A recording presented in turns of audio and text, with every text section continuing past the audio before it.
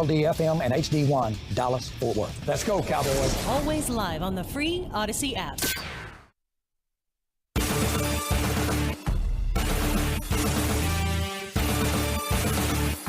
105.3 The Fan and the Dallas Cowboys Radio Network present Dallas Cowboys Football 2023. And Prescott walks the dog. Touchdown, Cowboys. In crystal clear HD stereo. Today's pregame show is brought to you by Volleman's Dairy, the official milk of the Dallas Cowboys. Texaco. Texaco with Techron delivers unbeatable gas mileage. Texaco with Techron, driving performance. Arrow Exterminators, official pest control provider of the Dallas Cowboys. Blockchain.com. Blockchain.com. Make your crypto play today. And by DallasCowboys.com. Keep track of the boys with daily podcasts and up-to-the-minute blogging at DallasCowboys.com and on the official Dallas Cowboys app. Now, here's Eric Giafalo and Brian Broaddus. Well, ladies and gentlemen, the wussification of America is in full effect as we broadcast live from the comfy confines of the Brad Sham radio booth inside the very air-conditioned AT&T Why are you looking at me saying Stadium. this? I am looking at my brother, my partner, my co-host, Super Bowl champion Brian Broaddus, who has fought through all sorts of inclement weather to bring home football victories, but today it was just a touch too much out there on the Miller Lite West Plaza of scorching parking lots and whatnot. So we are here, and we are happy to be here, and what an honor it is to once again kick off another Cowboy season, the official, unofficial start to the 2023 Cowboy season. Here we are, ladies and gentlemen. No place you would rather be, Brian Broaddus. You know what? You're right. It really kind of hit home when you said I've brought home games in all kind of weather, because that's the truth. It really is. I mean, all kinds of weather. But you know what? When you get into the media side of things, you kind of start softening up, man. You lose that. We start rubbing off on you. You lose that will to fight is what you do. You lose that will to fight. But no, Chief, good to be with you again for another season of Cowboys football. A lot on the line as we get ready for this first preseason game. There's some guys that are playing really, really well, practicing well, kind of making news every practice. And they're going to get a chance to see if they can carry that over from the grass in Oxnard to the turf, that beautiful turf that you were talking about in our crosstalk, the AT&T Stadium, if they can carry that over. And then there's some guys that have flat kind of not been able to get any kind of leg up, maybe injury, maybe something setting them back, maybe just poor play. Yeah. And so we're going to find out who the gamers are and then who the guys are that, are able to carry those things over. So should be a lot of fun for the next several weeks, trying to put this 53-man roster together. Heck yeah, man, and it all starts tonight, 3 hours away from a Cowboy kickoff. 877-881-1053, first and foremost. Rate us on a scale of 1 to 10 in terms of softness. We got to get some of those texts off. And the 918 brings up a good point. We're talking about in crosstalk the offensive line, and that being the biggest sort of weakness and question mark. Questions for me, for sure. Question mark on the team right now, and a lot of that has to do with the well-balanced nature of this roster on both sides of the ball. A lot of impressive things when you parse through it, but that offensive line, especially without Zach Martin, and then the working his way back Terrence Steele, and is he in or out of the lineup Tyron Smith? There's a lot of moving parts here. There's a rolled ankle for Tyler Biadasz, and then all the while they're going up against maybe the best pass rush in all of the NFL on a day-to-day practice basis, so they're getting their butts kicked quite often. But the 918 says, hey guys, I've coached high school football for 28 years. And the O-line always comes alone last. Much easier for a good D-line to shine over good O-lines. So he's not in panic mode, offensive line coach at the high school level. I'm curious your thoughts on that. I'm curious what side of the ball he coached. He might be an old offensive line coach, and that's the way. But I was thinking because the fact that we learned that the Cowboys this year were not – the last couple of years under – the Mike McCarthy administration, they've gone places. They've worked against the Rams, and they've worked against the Broncos, and they've worked against other teams as they're getting ready for these preseason games. But they made the decision of not to do that. And I was like, you know what? I'm cool with this. Yeah. Because to me, I'm thinking, both sides of the ball are going to get good work. The skill guys are difficult to cover for the Cowboys. You mentioned the secondary for the Cowboys. It looks like that they can cover things up. You got linebackers that can run. defensive tackles that have power, offensive. You're just in a mode right now where you're sitting there going, you'd like to see more. Okay, they won today, you won tomorrow. It's just a little bit back and forth.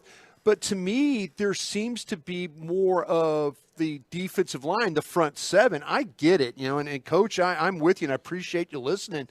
But to me, I was hopeful there would be a little bit more of a trade-off today. Now, there's been some trade-off where we got to watch them practice in a 2-point plays. And offense went 5 for 5. Yeah, that was beautiful. Went beautiful, and then that was all passing. But we've quick. We've seen some 9-on-7 where the offensive line has had created some good holes and opportunities. But then they get the team, and then all of a sudden Dak's going back. Dak can't get hit.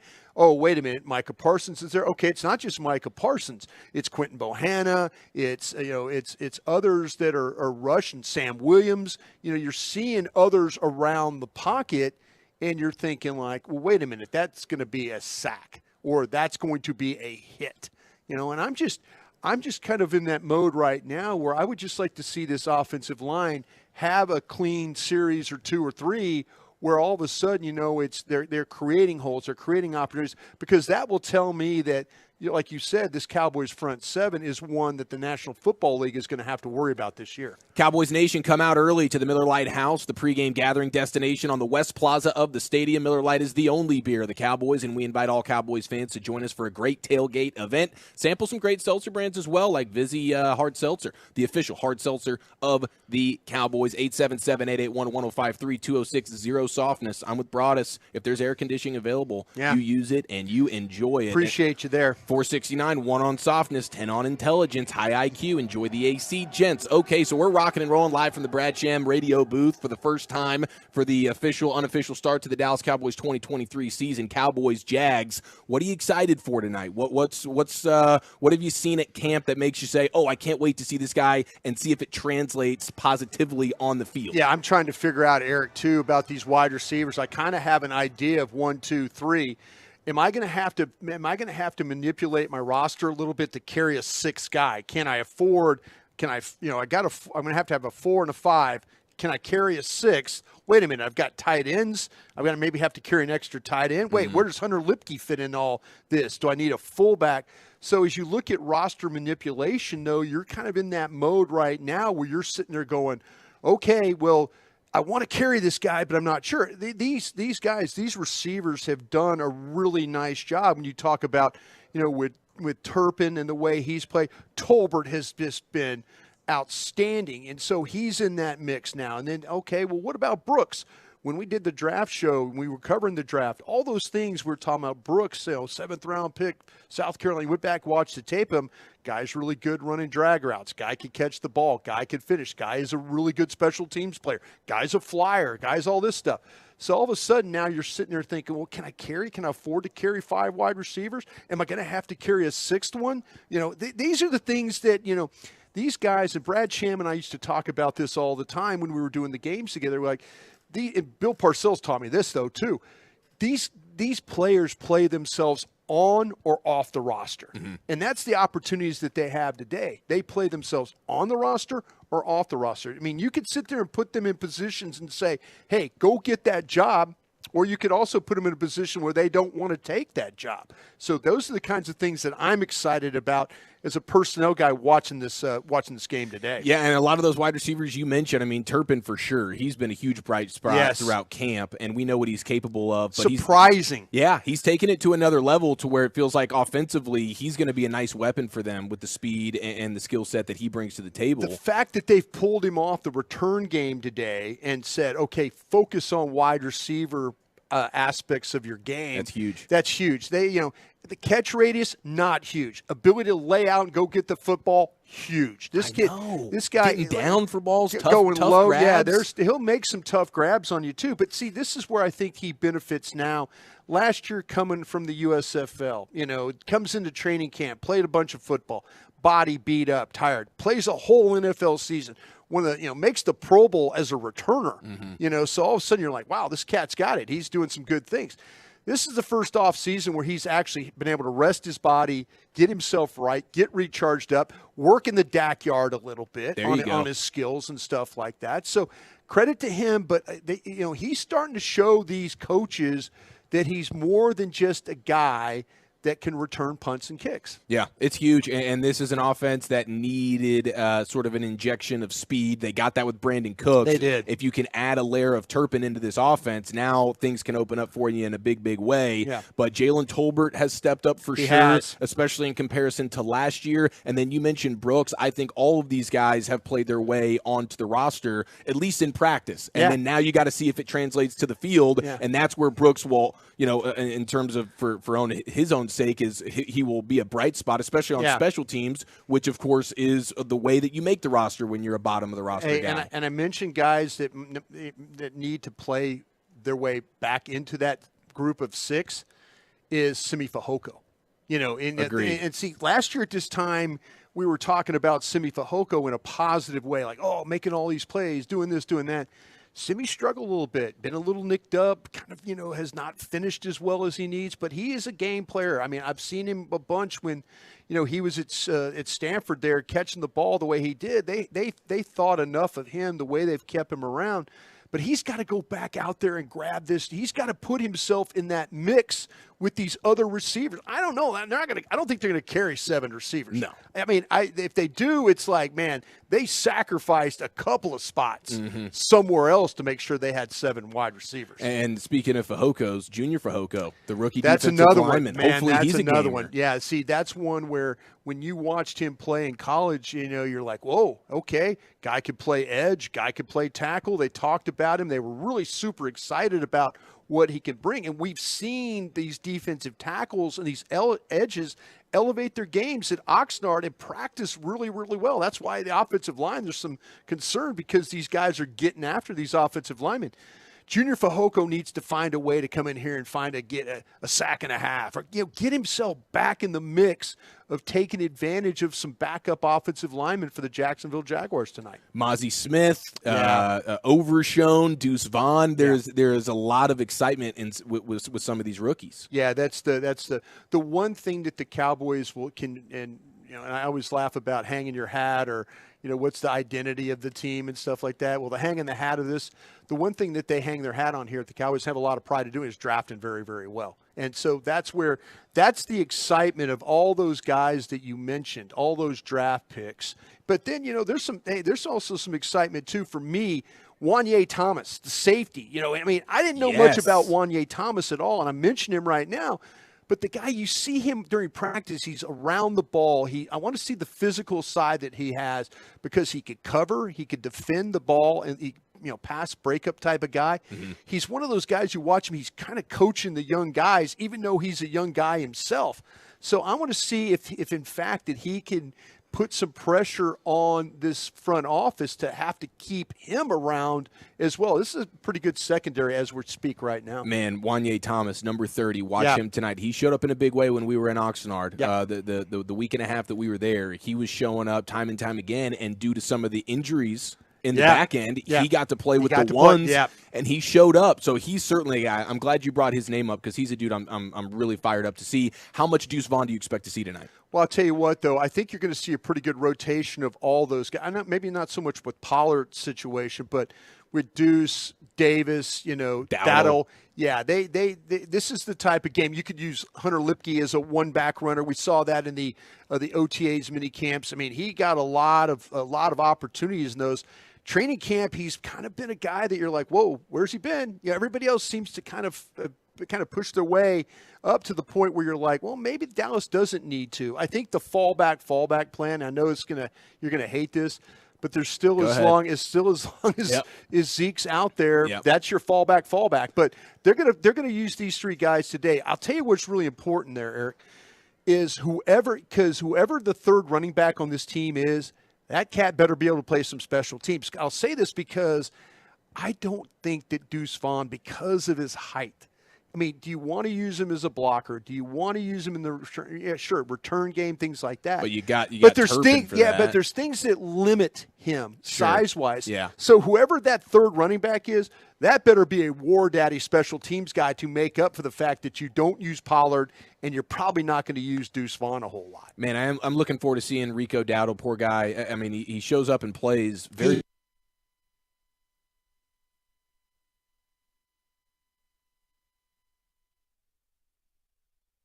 like Rico Dowdle, who I feel like they really like. They love him. He's just got to stay healthy. He's tough. I mean, he will knock you out when you get a chance. Those chip situations, the blitz pickups, things like that. He could catch the football. He's tough.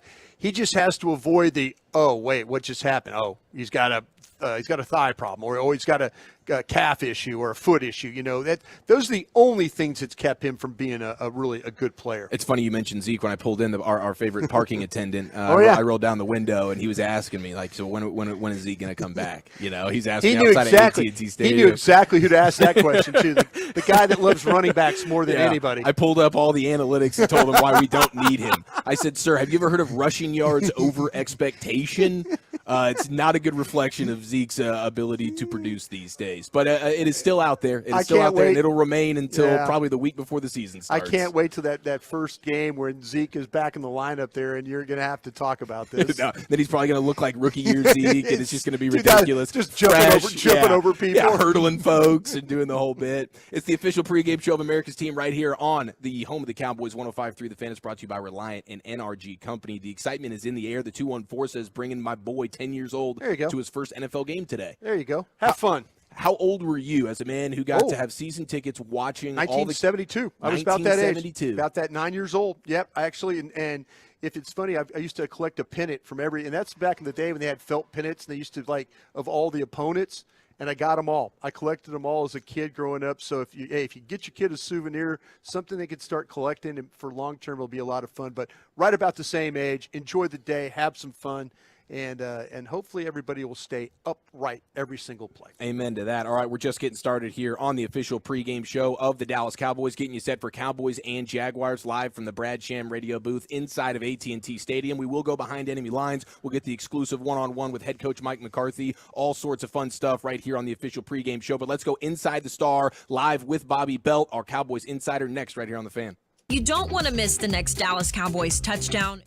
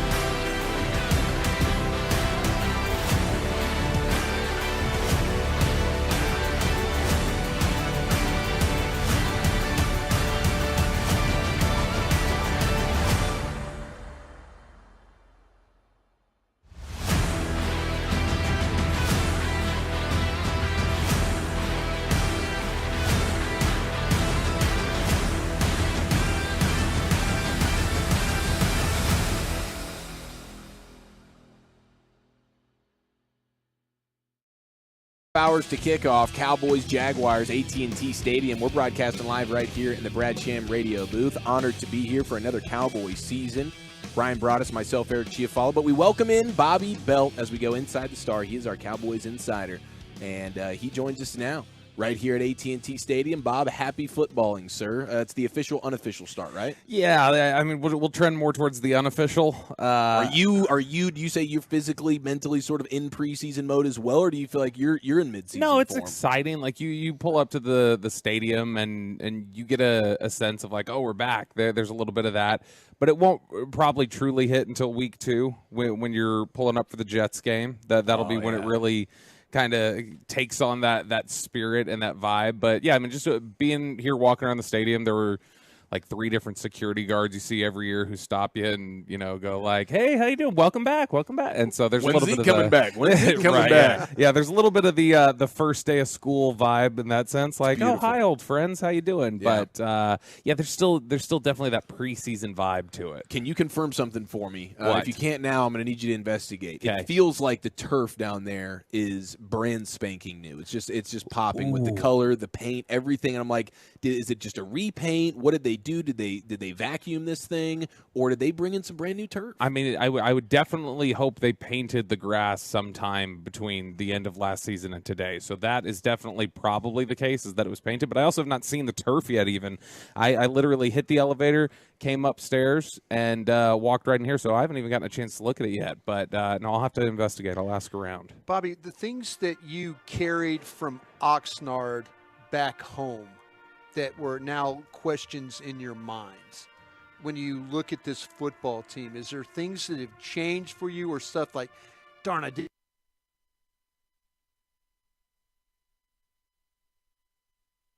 these preseason games? I don't think I anticipated the depth on the offensive line being as troublesome as it looked out there while we were in Oxnard. Like I thought that they had some pretty solid depth behind them. Now, look, this is a offensive line is a starved position in the NFL in a lot of ways. Yeah. I mean, if you can sort of play a little bit, you'll hang around a practice squad or a roster for a long time in this league.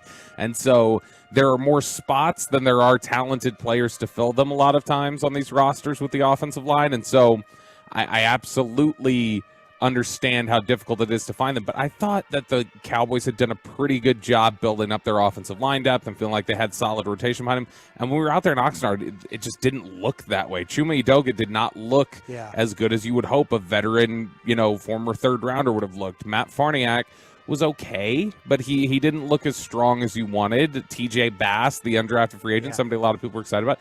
You and I know had talked about this recently. He looked better on his college tape than he's looked out here. Yeah. And so that's the offensive line was a question I was not anticipating. Now on the flip side, the positive side, the receiver depth looks a whole lot better than I was anticipating. Mm-hmm. And so those are 2 aspects that I think are really positive. Yeah, I was kind of, because to me, I was feeling like that when Matt Willet's go and those guys, that maybe there would be that we saw them make some good, leaps, jumps from, last season, and you're thinking, okay, well, maybe they could help, maybe a year in the weight room, getting stronger and all that. But it kind of looks like they maybe reverted back a little bit, that it wasn't as – I kind of felt like, no, this group, this backup group, they're going to come in, they're going to play, they're going to be fine. But that's the questions I have right now with this football team, because we know how this team has to deal – they have to have depth in the offensive line because of some of the position. Now, we didn't think it was going to have depth because of what's going on at right guard. Right. That wasn't anticipated, but when you talk about what's going on at left tackle, at center a little bit right now, I mean that kind of gets your attention for sure. Yeah, I mean Jerry had talked off to the side with reporters one of the first days we were out there, and was talking about Tyron Smith, and he even acknowledged, like I think they have before, the idea that you are always, if you're going to roll with Tyron Smith, you have to roll with it under the assumption of this will be cool while we have him, but we cannot bank on him being here for every single game. And so it's a little bit of a roll of the dice of, is he going to miss 3 games? Is he going to miss 13? Is he going to miss 6? Is he going to miss just 1? But like you generally can bank on Tyron Smith is going to miss some time. And so because of that, Brian's right. You do have to count on your depth being really strong and really solid, because there's going to be a time where that unit is going to have to operate without one of its main components there. But like you said, you don't anticipate that it's going to be Zach Martin. You're not every year going to be slowly sort of working in your right tackle Terrence Steele, who's coming off of ACL surgery. You're not every year going to be working Tyler Smith in at essentially a new position at left guard, because he was playing tackle all of last season, even though he got reps during training camp. And, Tyler Biotish, who's rolled an ankle recently and has been banged up for most of training camp. There's a lot of instability among your starters, and so the depth is really key, and that's the troubling part, is that none of the depth has been really solid in these practices. I haven't felt like. This is why you play these games, though. These will be the meaningful game reps and game speed that they can take and hopefully, show a little bit more than what we've seen in practice. It's Bobby Belt hanging out with us here on the official pregame show of the Dallas Cowboys right here on 105.3 The Fan. When it comes to some of these rookies, a lot of people have already texted in about Scooney. How much could we see of him? He is in today. Schoonmaker is in. Schoonmaker's in. I just got the text. I appreciate that. Okay, I'm looking forward to Schoonmaker and Mozzie Smith are both going to play today, it sounds like. Okay, that's fantastic. And obviously everybody wants to know about Deuce Vaughn. Do you expect to see a fair share for him? Yeah, I think we'll see a lot of Deuce Vaughn. Deuce Vaughn will be, I was talking this week about, he's going to be the guy that there will be one moment today, and it could even be a 2-yard gain or something, but he's going to do his Deuce Vaughn thing and shake somebody out of their shoes or cross somebody over. NFL.com is going to take that clip and just do a wide eye emoji and go, the deuce is loose, and it's going to get 5,000 retweets. And that's going to happen at some point today, because that's his game. Yeah. I mean, anybody who's from around this area, we were all hanging out together. I remember at a fan hang last year when the Big 12 championship game was going on in this building, and Deuce Vaughn was just frustrating TCU fans to no end with his elusiveness and the agility and things like that. And so he'll get a chance to step out here today and show it again. And I think he is going to get a lot of work. He's one of the guys that I would anticipate sees a healthy dose of work today, because we're obviously not going to see Dak Prescott. We're not going to see the majority of starters out there. And the ones that we do see are going to play for just very little bit. It's not going to be any extended period of time. This will be the time for rookies, depth guys, and fighting for their roster spot guys. Those are the guys who are going to make up a large majority of this game. How many wide receivers are you keeping on this team? Right now, 6. Do you feel like you're one heavy there, and where are you going to go light? Maybe. And then how many tight ends are you going to keep? If I'm keeping 6 receivers, I'm probably keeping 3 tight ends. Yeah. And so I need to know Schoonmaker's healthy and Schoonmaker's ready, because then it'd be Schoonmaker, Hendershot, Ferguson, which would be tough. His tight ends groups look pretty good. They like McEwen, and John Stevens Jr. has come on here at camp recently, and I know that Dak Prescott kind of was riding him a little bit at times, but Princeton Fant is a guy that I think they like too, out of Tennessee, the undrafted free agent. But to me, you've obviously got your top guys here in terms of Gallup, Cooks, and CeeDee Lamb, and then behind that, Tolbert, Brooks, Turpin, probably. Yeah. And that leaves Simi Fehoko obviously on the outside looking at it. And I think they like, Jalen Moreno-Cropper. I think that's a guy they like. They like Dennis Houston to an extent. But in terms of an actual performance that's worthy of a roster spot, at least right now, there's still a few weeks left here for things to change. And we know these games, guys will play their way on or off the roster in these games. And so some of those receivers may be part of that. But I think for certain, Tolbert's on the roster. I don't think he's done anything to cause anybody. If you had to power rank those 3 guys from 4, 5, and 6, power rank them for me. In terms of their how solid their roster spot is? Or just how you feel about them? I feel probably personally Tolbert, Brooks, Turpin, just because Turpin, there are physical limitations there. Yeah, he's going on the limitations thing. There are physical limitations. He's made some impressive diving catches at times, and it's because he's so stature limited that he has to. But that's an advantage. He can get those low balls. But I mean, that's the thing. It's stuff that challenging catches that should not be challenging catches for any other receiver on the group because of his size limitations. And look, I like Turpin. I think he's done a good job. It still remains to be seen how much he can do on the outside. They've tried to work it in sometimes, but he is not challenged as much when he's been asked to play outside and go downfield. But I do think that Turpin's on this roster. Who is going to win round one of Gallimore and Quentin Bohanna today? Oh, man. How can you bet on Gallimore?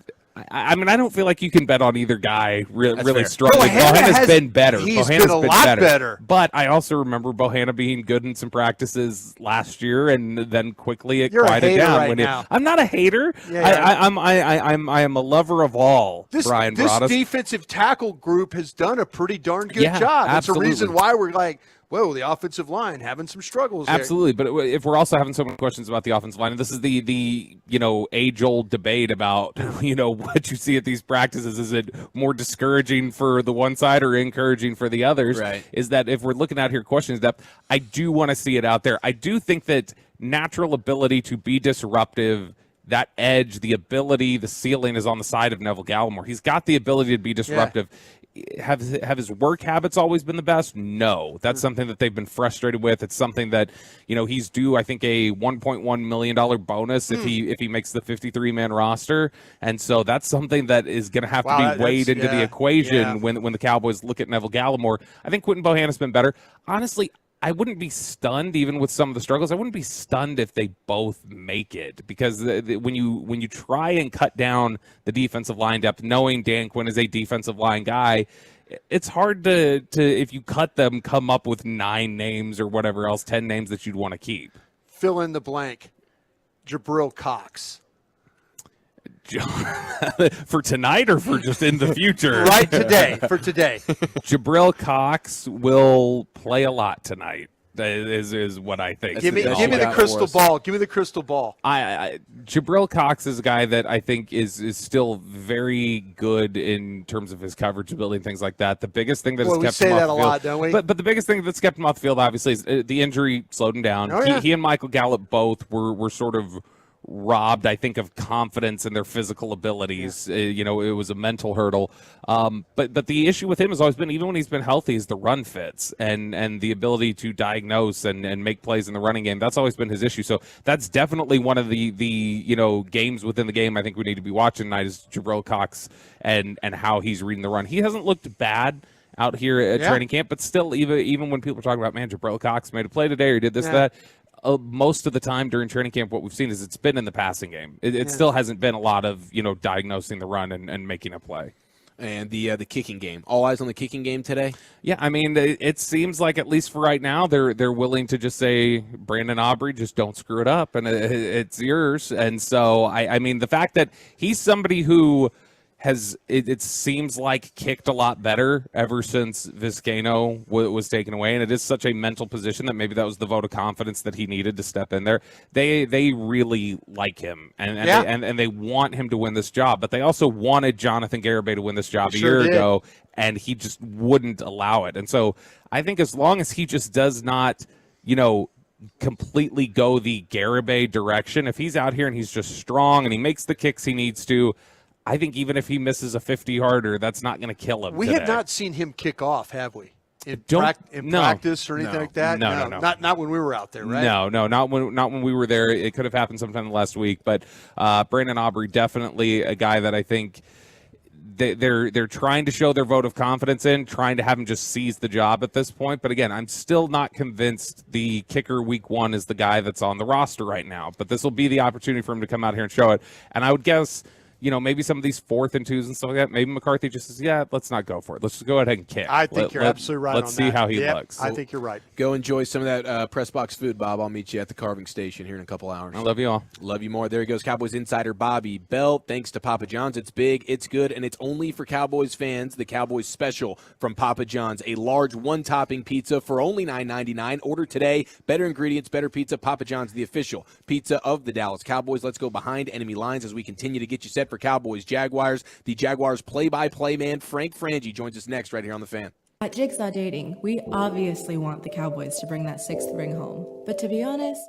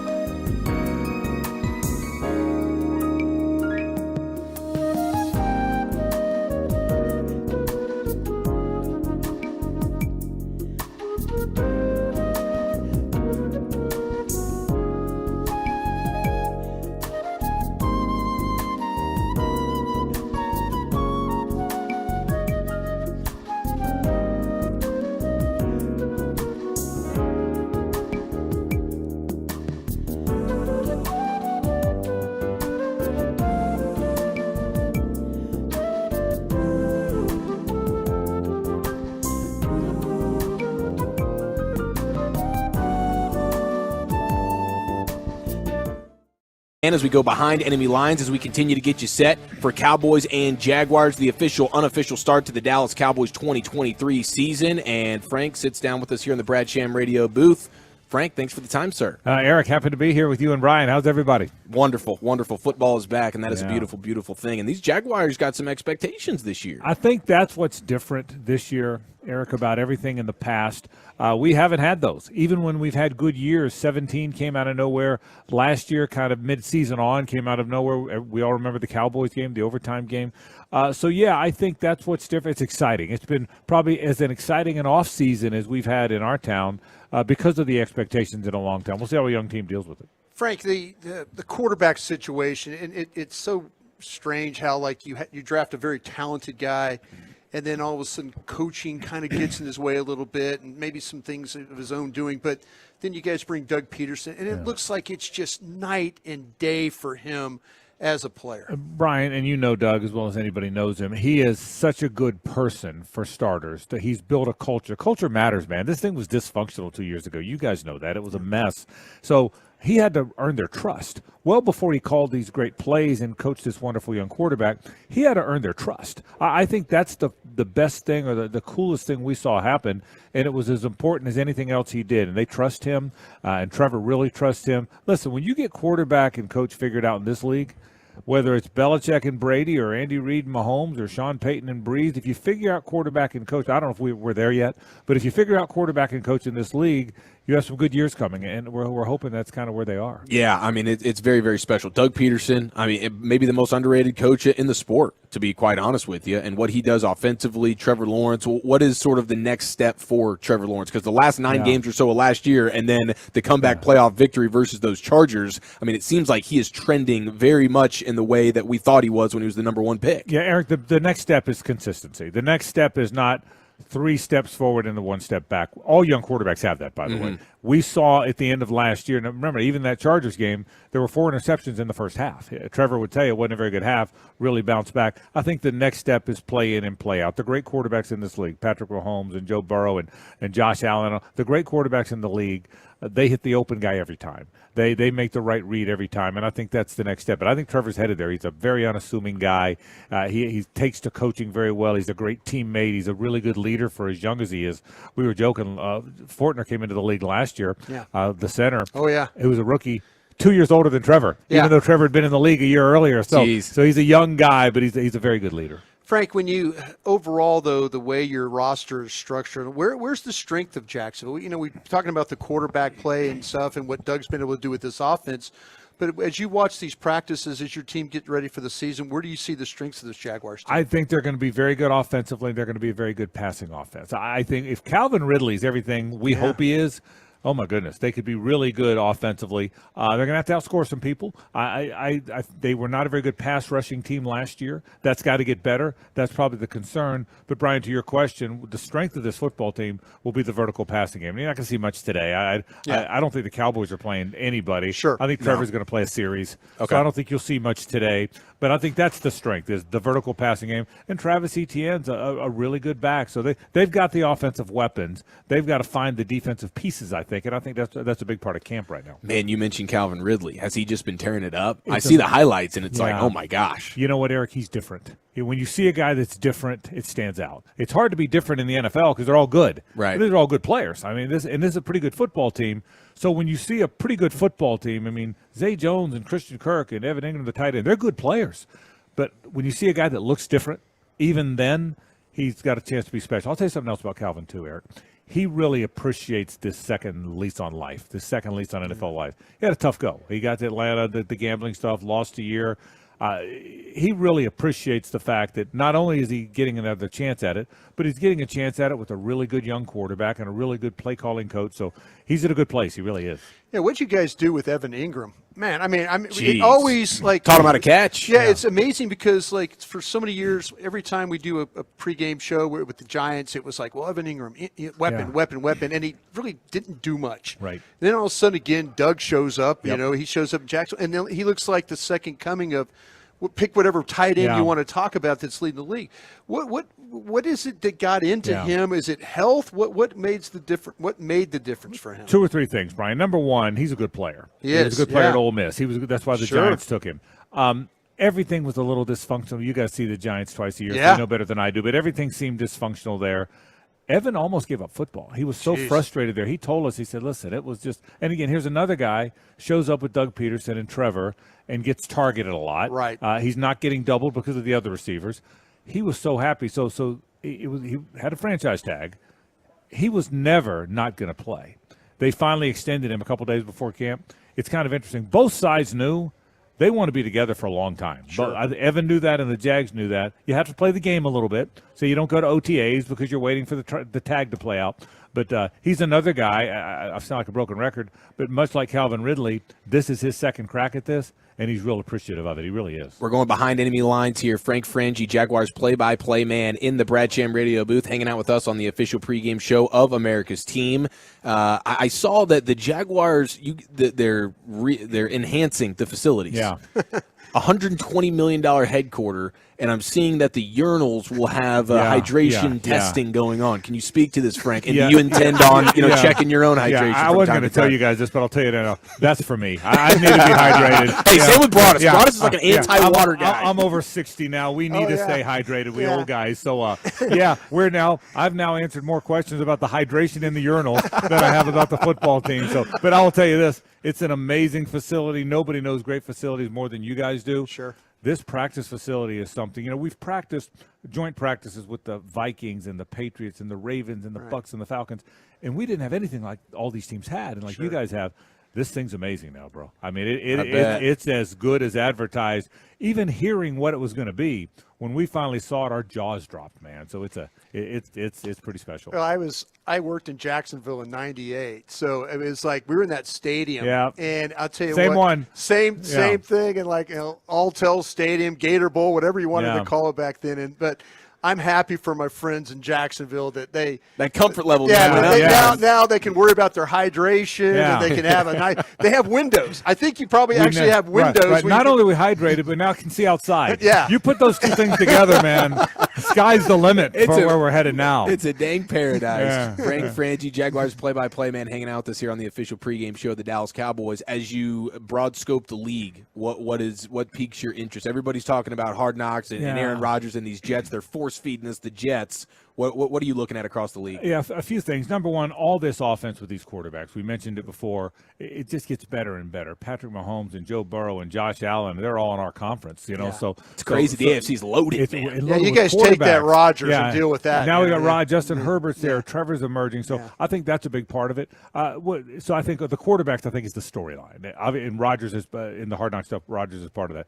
I think the other thing, I still think there's a toughness in that NFC. I think the Cowboys have a good team. You guys won 24 games in the last 2 years. Yeah. The Eagles obviously have a tough team. They're physical. Their lines of scrimmage. Those two Eagles lines of scrimmage are good. So I think kind of the toughness of the NFC, which you guys see all the time, and all these passes all over the place in the AFC, and how that kind of all converges. I think they're kind of the storylines we're following. You guys caught the Eagles early last year, right? Didn't you? Were you up 14-0 or something like that? 14-0 then rained like crazy. Yeah. And then but you got to be used to that, Frank. Yeah, it's down in Jacksonville. We're always raining, right? Right. But it was. I mean, it was really a bizarre rainstorm, and then, and they have a very physical team. Yeah, I think the Eagles. We played them so early, Brian. Right. They were kind of figuring out who they were. Sure. They were. I don't think they realized they were as good as they were early on. Right. And they kept winning, and they kept out toughing people. And Jalen Hurts played so well throughout the year. I think they started discovering themselves probably that week. Yeah. See, that's the thing. We needed Jacksonville to play them later. When Jacksonville would figure it out. Right. That's right. Those were all the great things about that. But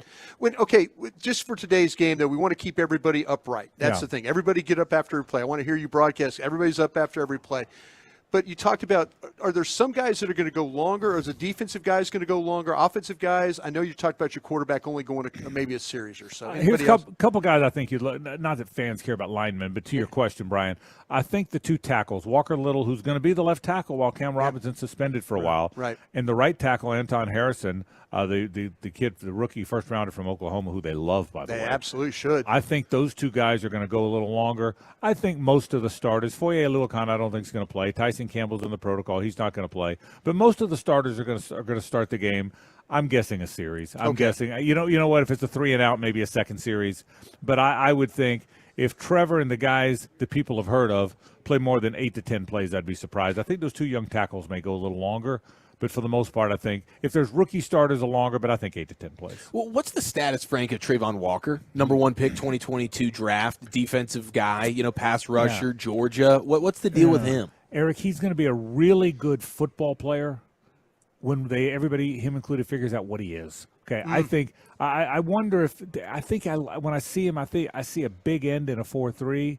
Yet he's an outside linebacker now in a 3-4, but you're going to see his hand on the ground a lot. So he's got to figure out what he is, and they have to figure out what he is. He's a tough guy, man. He's a tough physical player, great against the run. I don't know if he's going to be an elite pass rusher. Now, he's the first overall pick. You would think he needs to be, but I think if we're being realistic, Eric, I'm not sure they know what he is. I think he's going to be a good player. I don't think anybody debates that. He's a great teammate. He's tough now. All those Georgia guys are tough. Yeah. And he's one of them. But we'll see what he evolves into. I don't know that I see pure Aiden Hutchinson's a pass rusher. Sure. I don't know that I see that exclusively with Trayvon. Did he get caught in a coaching change? Did that something that might have one staff saw him one way and new staff sees? But this staff took him. I mean, this is the staff that took him. So he's okay. This current staff. Yeah. I thought maybe it was 2 years ago. I thought this staff took him. So no, I don't think that. I think what they did find out though, Brian, is, and Doug and I've had this talk. Yeah, he's a better player with his hand on the ground. Okay, so maybe you, and again in today's football, everybody's in nickel all the time anyway. So you have 4-man fronts more than you don't. Sure, but I think he's a better player. He's going to be inside some. He's going to be outside some. They got to figure out what he is. But this is the staff that took staff that got him, because sometimes it happens to those kids. I thought it was a couple of years ago with him that he was staff. So what are you dipping? Are you getting a little barbecue, anything like that while you're out here? Listen, last night I love steak. Yeah. I had a steak about the size of my garage. Okay, and it was spectacular. So I love coming out. We stayed in Fort Worth. I love this area. You guys do a great job here. I will say it's hot. Okay, it is warm. We thought it was hot. It's 98 in Jacksonville, and we're complaining about how hot it is. Yeah. 98 doesn't even move the needle here, does it? No, it's hot. I'm an old guy, Eric. Yeah. Old guys go for walks. You young guys run. We all go for walks. So I'm walking, and I'm thinking, it's too hot to walk. If it's too hot to walk, it's hot. But we're having a great time. Beautiful. We appreciate it. Frank Frangie, ladies and gentlemen, Jaguars play-by-play man. As we go behind enemy lines, we get you set for Cowboys versus Jaguars. Today's game between the Jacksonville Jaguars and the Dallas Cowboys at AT&T Stadium is brought to you by WinStar World Casino and Resort, the casino of the Dallas Cowboys. Let's go around the NFL, take a look at this division and all the preseason action that has already gone down. That's next right here on The Fan. Cowboys Nation, are you ready for the highly anticipated 2023 Dallas Cowboys football season? A very limited number of single-game tickets are on sale now. This is your chance to get tickets to see your Cowboys live at AT&T Stadium when they host their NFC East rival Eagles, Giants, and Commanders, plus the Rams, Seahawks, Patriots, Lions, and Jets. Don't miss your chance to be part of the...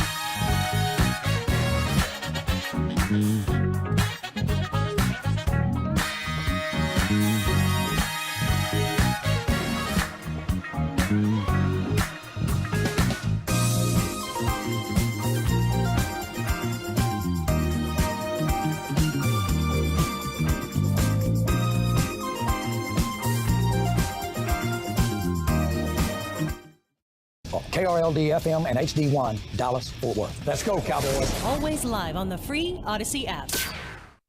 This is the Dallas Cowboys pregame show. Fade up and caught. Touchdown, Dallas. Brought to you by Bill Nunnally, attorneys and counselors. Jack Link's Beef Jerky. Jack Link's, feed your wild side. Volleman's Dairy, the official milk of the Dallas Cowboys. Texaco. Texaco with Techron delivers unbeatable gas mileage. Texaco with Techron, driving performance. And by Papa John's, the official pizza of the Dallas Cowboys. Papa John's, better ingredients, better pizza.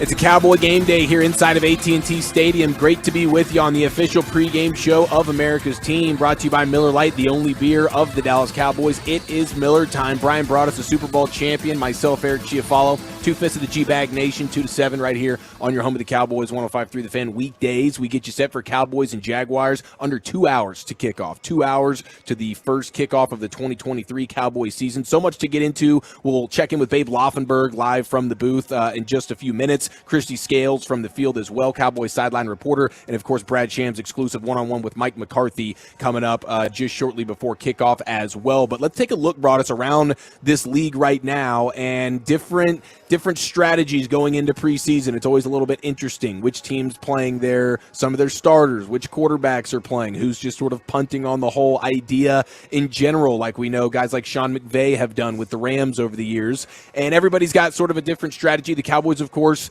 not running with much of the starters, and we'll get a heavy dose of the rookies today. And you confirmed to us earlier, Schoonmaker is going to be playing. Yeah, he is going to be playing, and that's good. Him and Mozzie Smith and those guys. And there were some questions with Mozzie, and he had a little bit of some knee soreness, and they got an MRI on it, and everything seems to be okay there. He's probably going to have to deal with some stuff, throughout. This training staff does a heck of a job. Jim Maurer, Brett Brown, those guys, Greg Gaither, they really know how to take care of their players. So there's going to be some maintenance throughout the year. But, the one you were really kind of worried about was Luke Schoonmaker, because when you talk to people in the organization and, you try and be nice about it, I walk up and say, hey, you got a timeline on Schoonmaker? And they're like, no, we don't. And you're just you're deflated in a way, like, oh, okay, because I know in our draft coverage, I was really excited about Luke Schoonmaker, because when you watch Michigan run the football, it's, with Blake Corum, they're running behind Luke Schoonmaker. It's one of the best offensive lines in the country there at Michigan. It's a physical group and all that. And, you take a second-round pick, and now you start to have these doubts come in your head.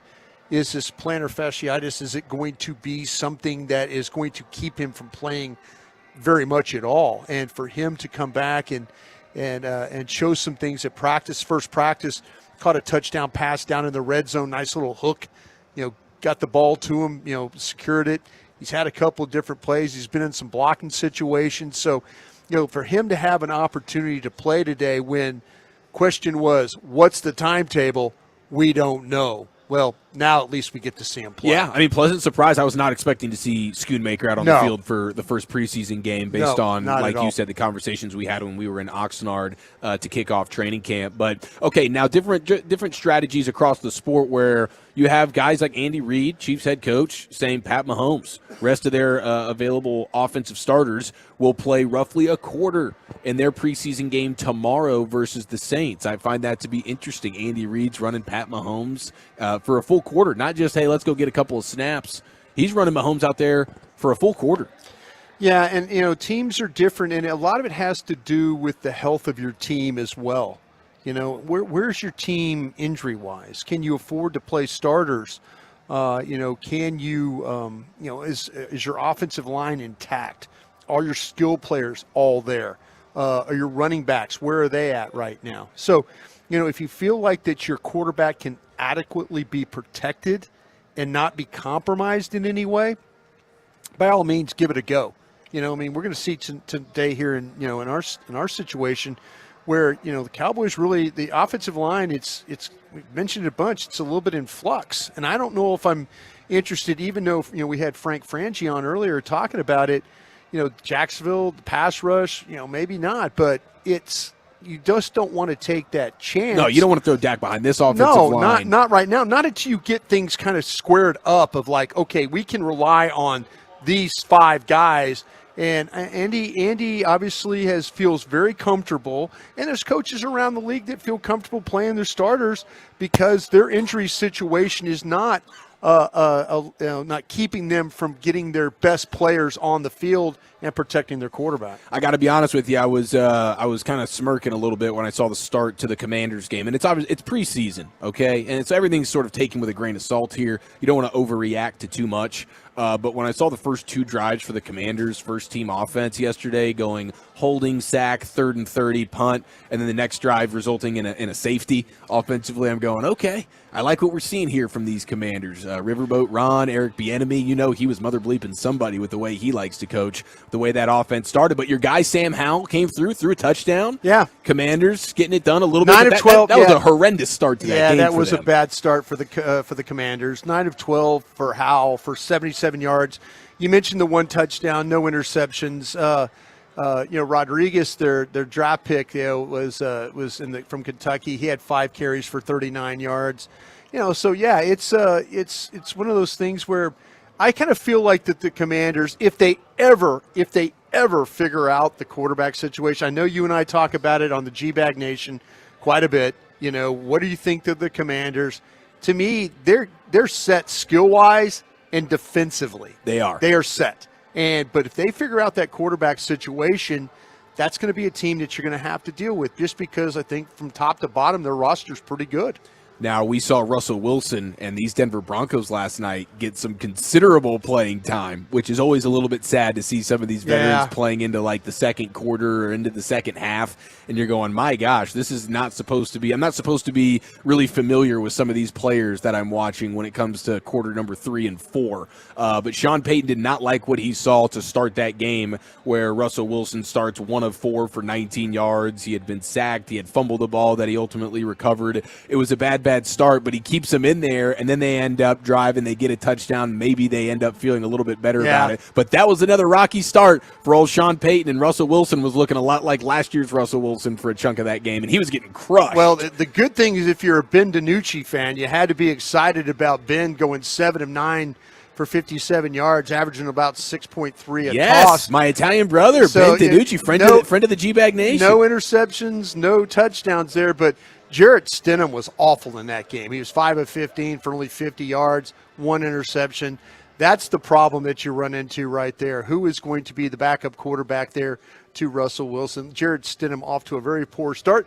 But the Nooch, after his XFL fine season, has kind of thrown himself into the Broncos quarterback mix. I love it, man. I love it. If you're one of these quarterbacks that's trying to get it figured out, pairing yourself with Sean Payton's not a bad idea. Not bad. Yeah, you feel like he's a guy that can get the best out of you. So, but Russell Wilson, he was taking some shots yesterday. Yeah, I'll tell you what, I'm going, dude. That offensive line is a problem. Yeah. They lost their right tackle, Mike McGlinchey, as well. He's banged up, not like lost him for the season, but like he's out right now. And so you just see it across the sport, man. Offensive lines, there's not many stable ones. Everyone's like, oh, the Eagles, oh, the Lions. And then it's like, anybody else with a great offensive line? I don't see it right now. Yeah, I'll tell you who looked really good is Green Bay. And I know the scoreboard said 36-19. But you look at what the Packers were able to do in that football game offensively. People were liking what Jordan Love was putting out there. I'll tell you what, Jordan Love, the thing about it is you get a quarterback that's got mobility, and he's got the waggles, the boots. I talked about that potentially what you're going to see in the game today. You get a quarterback on the move, you get crossers, you get over routes, you get, simple throws, and even some of the play action, the hard play action stuff that Jordan Love was dealing with. But how about Sean Clifford, though, for the Packers? So he was 20 of 26 for 208 yards. Wow. For 1 touchdown, 2 interceptions. He kind of had a Brett Favre day. He had some brilliant numbers, and then he had a touchdown and then a couple of interceptions. That's so, awesome. you just kind of throwing it out there for him. I was surprised he got drafted where he did, by the way, the rookie out of Penn State. Everybody's looking around going, really? Clifford? Was he even a draftable player? Yeah, it was tough. He came out there slinging it. Yeah, he sure did. Anthony Richardson, I saw his third pass, and I'm an Anthony Richardson guy. He's the rookie for the Colts, and out of Florida, top 5 pick. He is an absolute animal physically, 6'5", 250-plus pounds. He's fast as you can imagine. He's basically Cam Newton, but faster. And he is starting for the Colts. He threw a pick to start that game on his third pass. So you're seeing the growing pains all over the place. I am bullish on old Anthony Richardson. Well, hey, they've got Gardner Minshew in there now trying to save the game here against the Bills. Man, that might be my favorite quarterback room in the league. I'm pulling for old Anthony Richardson. You know my affinity for Gardner Minshew, his Fu Manchu, his aviators, his jorts, his bandanas. You like him way too much. His locker room routine before the game that may or may not involve some nudity. Yeah. Living in a van throughout the offseason. Gardner Minshew is the man. Justin Fields 3 for 3 to start the game earlier today for the Bears for 129 yards and 2 touchdowns. And those numbers are pretty dang inflated because those were both like screen passes. That is running back Khalil Herbert and then the new addition, DJ Moore, which was a welcome sight, I imagine, for Bears fans. He took a huge screen play as well to the house, but certainly a nice start for Justin Fields and that new look offense for Chicago. Yeah, big. But the score is 17-all right now as they're playing in the third. But yeah, you're worried about these tied games because you do not want to deal with any overtime situations at all. I mean, I don't think they're overtime in these preseason games. I don't think they're going to make you overtime the preseason games. I think they'll end that up in and an do old we gentleman's have a tie. Do we have a tie situation? Am I missing rules here? I'm pretty sure, much like they tweak it, the playoff. So no rules, overtime rules in preseason. I think we all just agree that we get out of here alive. That's and good enough for me. 17-17. There's a lot of these rules I need to know and learn and all that, and especially with the preseason. So, but if you tell me that we get to tie and walk away, I'm all good for that. I'd love to see them go into overtime with a bunch of backups trying to fight for a preseason I was worried about meaningless that. victory. Well, you That'd had be some amazing. teams. You had some teams going for 2 to try and win game. I mean, you look at. You get a chance to win the game in regulation. You take it. You look at the scores, like the Cardinals with that 18-17 game. The Commanders 17-15. There were some teams trying to kind of get that done, right? Yeah, no, for sure. I mean, some teams. Listen, these Baltimore Ravens, and they're getting ready to play the 24 Eagles. 24 straight. They're going 23. They're going for 24. We're going for 24. Okay. The Ravens have won now an NFL record 23 straight preseason games. So they're trying to get these victories in the month of August. They last lost a preseason game on September the 3rd, 2015. So they're getting it done. They're playing the Eagles today. And we'll see how that one goes. I don't expect to see like Jalen Hurts or any of those guys running around for the Eagles tonight. But Jalen Carter, some of that rookie class, I'm looking forward to seeing those guys for sure. And then how about this for an interesting strategy? Mike Vrabel and the Tennessee Titans. Stacey Dale's reporting that their plan is to start Malik Willis, second-year man, second round pick. He's playing well. He's playing well right now. He's 11 of 17 for 102 yards. He's had an interception in the game today. Hey, dude, that's improvement. A lot of improvement. Malik Willis, he was just a running back playing the quarterback position last year. It was not good. But apparently going into the game, they were saying that Will Levis, the rookie out of Kentucky, who is more your guy than mine, will be the backup. But both quarterbacks playing the entire game, sort of alternating series or every couple series or so. So that's another interesting strategy. Let's see how my guy's doing then. Isn't it usually like you get first quarter, you get first half, you get second half? They're just kind of like really. I guess they got a legit competition for QB2 there in Tennessee. Well, Will Levis is 6 of 9 for 55 yards. There you go. He's no touchdowns, no interceptions. So far you're up 1-0 because my guy Anthony Richardson's throwing picks 5 seconds into his game, and it looks like Will Levis is looking somewhat competent, which is a giant surprise. It wasn't even on my bingo card. Nope, not at all there. What's your favorite storyline about this NFL season right now? I asked Frank Frangie that earlier. Jaguars play-by-play man. Everybody's force-feeding us Aaron Rodgers. Do you have something across the league that sort of intrigues you here as we embark on a new season? I think that to me, what's going on, I know I worked in Green Bay and I kind of keep an eye on their situation. How is Green Bay going to respond? And they responded very well last night, just right out of the blocks. Yeah. How is this team going to do without Aaron Rodgers? And to me, in talking to some of my folks there in Green Bay, it's like a breath of fresh air. It's a kind of a, we're gonna, Aaron Rodgers casts such a shadow over the whole organization, and good and bad and all that. But I feel like talking to some folks in Green Bay, they are excited about the prospects of going forward now. With Jordan Love. And to see if this can work. It's probably, I think the Lions are a lot improved. That's my team. I think it's going to win the NFC North. But the Packers, without this is the first time. Brett Favre since 1992 and Aaron Rodgers in 2022. That's the span of. It's been a good run. It's been a good run for your Packer quarterbacks. And now it's like I said, I think it's a breath of fresh air for those guys. All right, it is a breath of fresh air here at AT&T Stadium, getting you set for Cowboys-Jaguars, the first of 3 preseason games for the Cowboys 2023 season. Let's welcome in Babe Laufenberg live from the booth next right here on The Fan. I'm Darren Woodson, former Dallas Cowboy player and Super Bowl champion. When I played in the NFL at a high level, I relied on my vision to see the field. As I started getting older, I noticed my vision wasn't as good, and I was getting frustrated from wearing my glasses all day. I went to Laser Care Eye Center and Dr. G talked about all the options. Thanks to technology and Laser Care Eye Center, I can see near, far, and between. Don't fumble your vision any longer. Visit them at dfweyes.com and tell them Darren sent you. They got me back on my game. Cowboys Nation, are you ready for the highly anticipated 2023 Dallas Cowboys football season?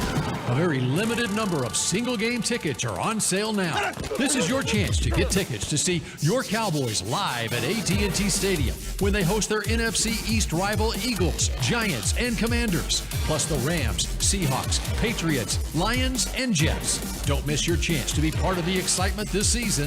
Visit DallasCowboys.com to get your tickets today. Football fans, do you ever have trouble hearing the game? Or just hearing in general? Hearing aid company Signia is partnering with the Dallas Cowboys to help raise hearing health awareness so everyone can hear their best for the game. Signia provides a variety of innovative hearing solutions for all types of hearing loss. Learn about hearing health and have a chance to win 2 Dallas Cowboys game tickets at winwithsignia.com/thefan. That's winwithsignia, SIGNIA.com/thefan. Hi, I'm Frank Volleman, owner of Volleman's Family Farm. And together with my family, we work hard every day to provide you with refreshing, glass-bottled milk fresh from our farm. Volleman's is proud to be family-owned.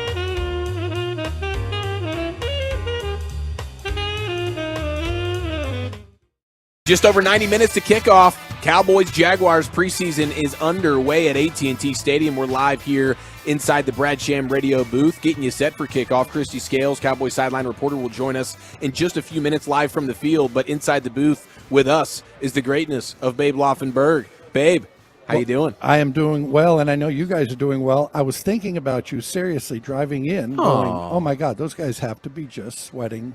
You know what out there? Yes, man. I know.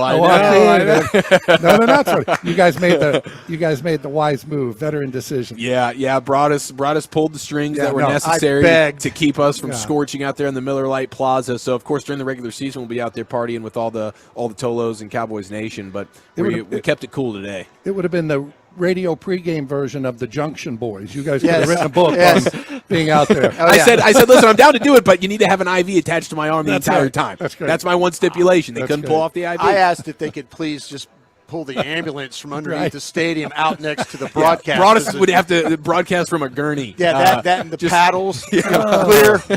Get me back going again. Now, Babe, what's got you fired up for this one time? What are you watching for? I know we're a little bit concerned about this offensive line. Do you have similar concerns?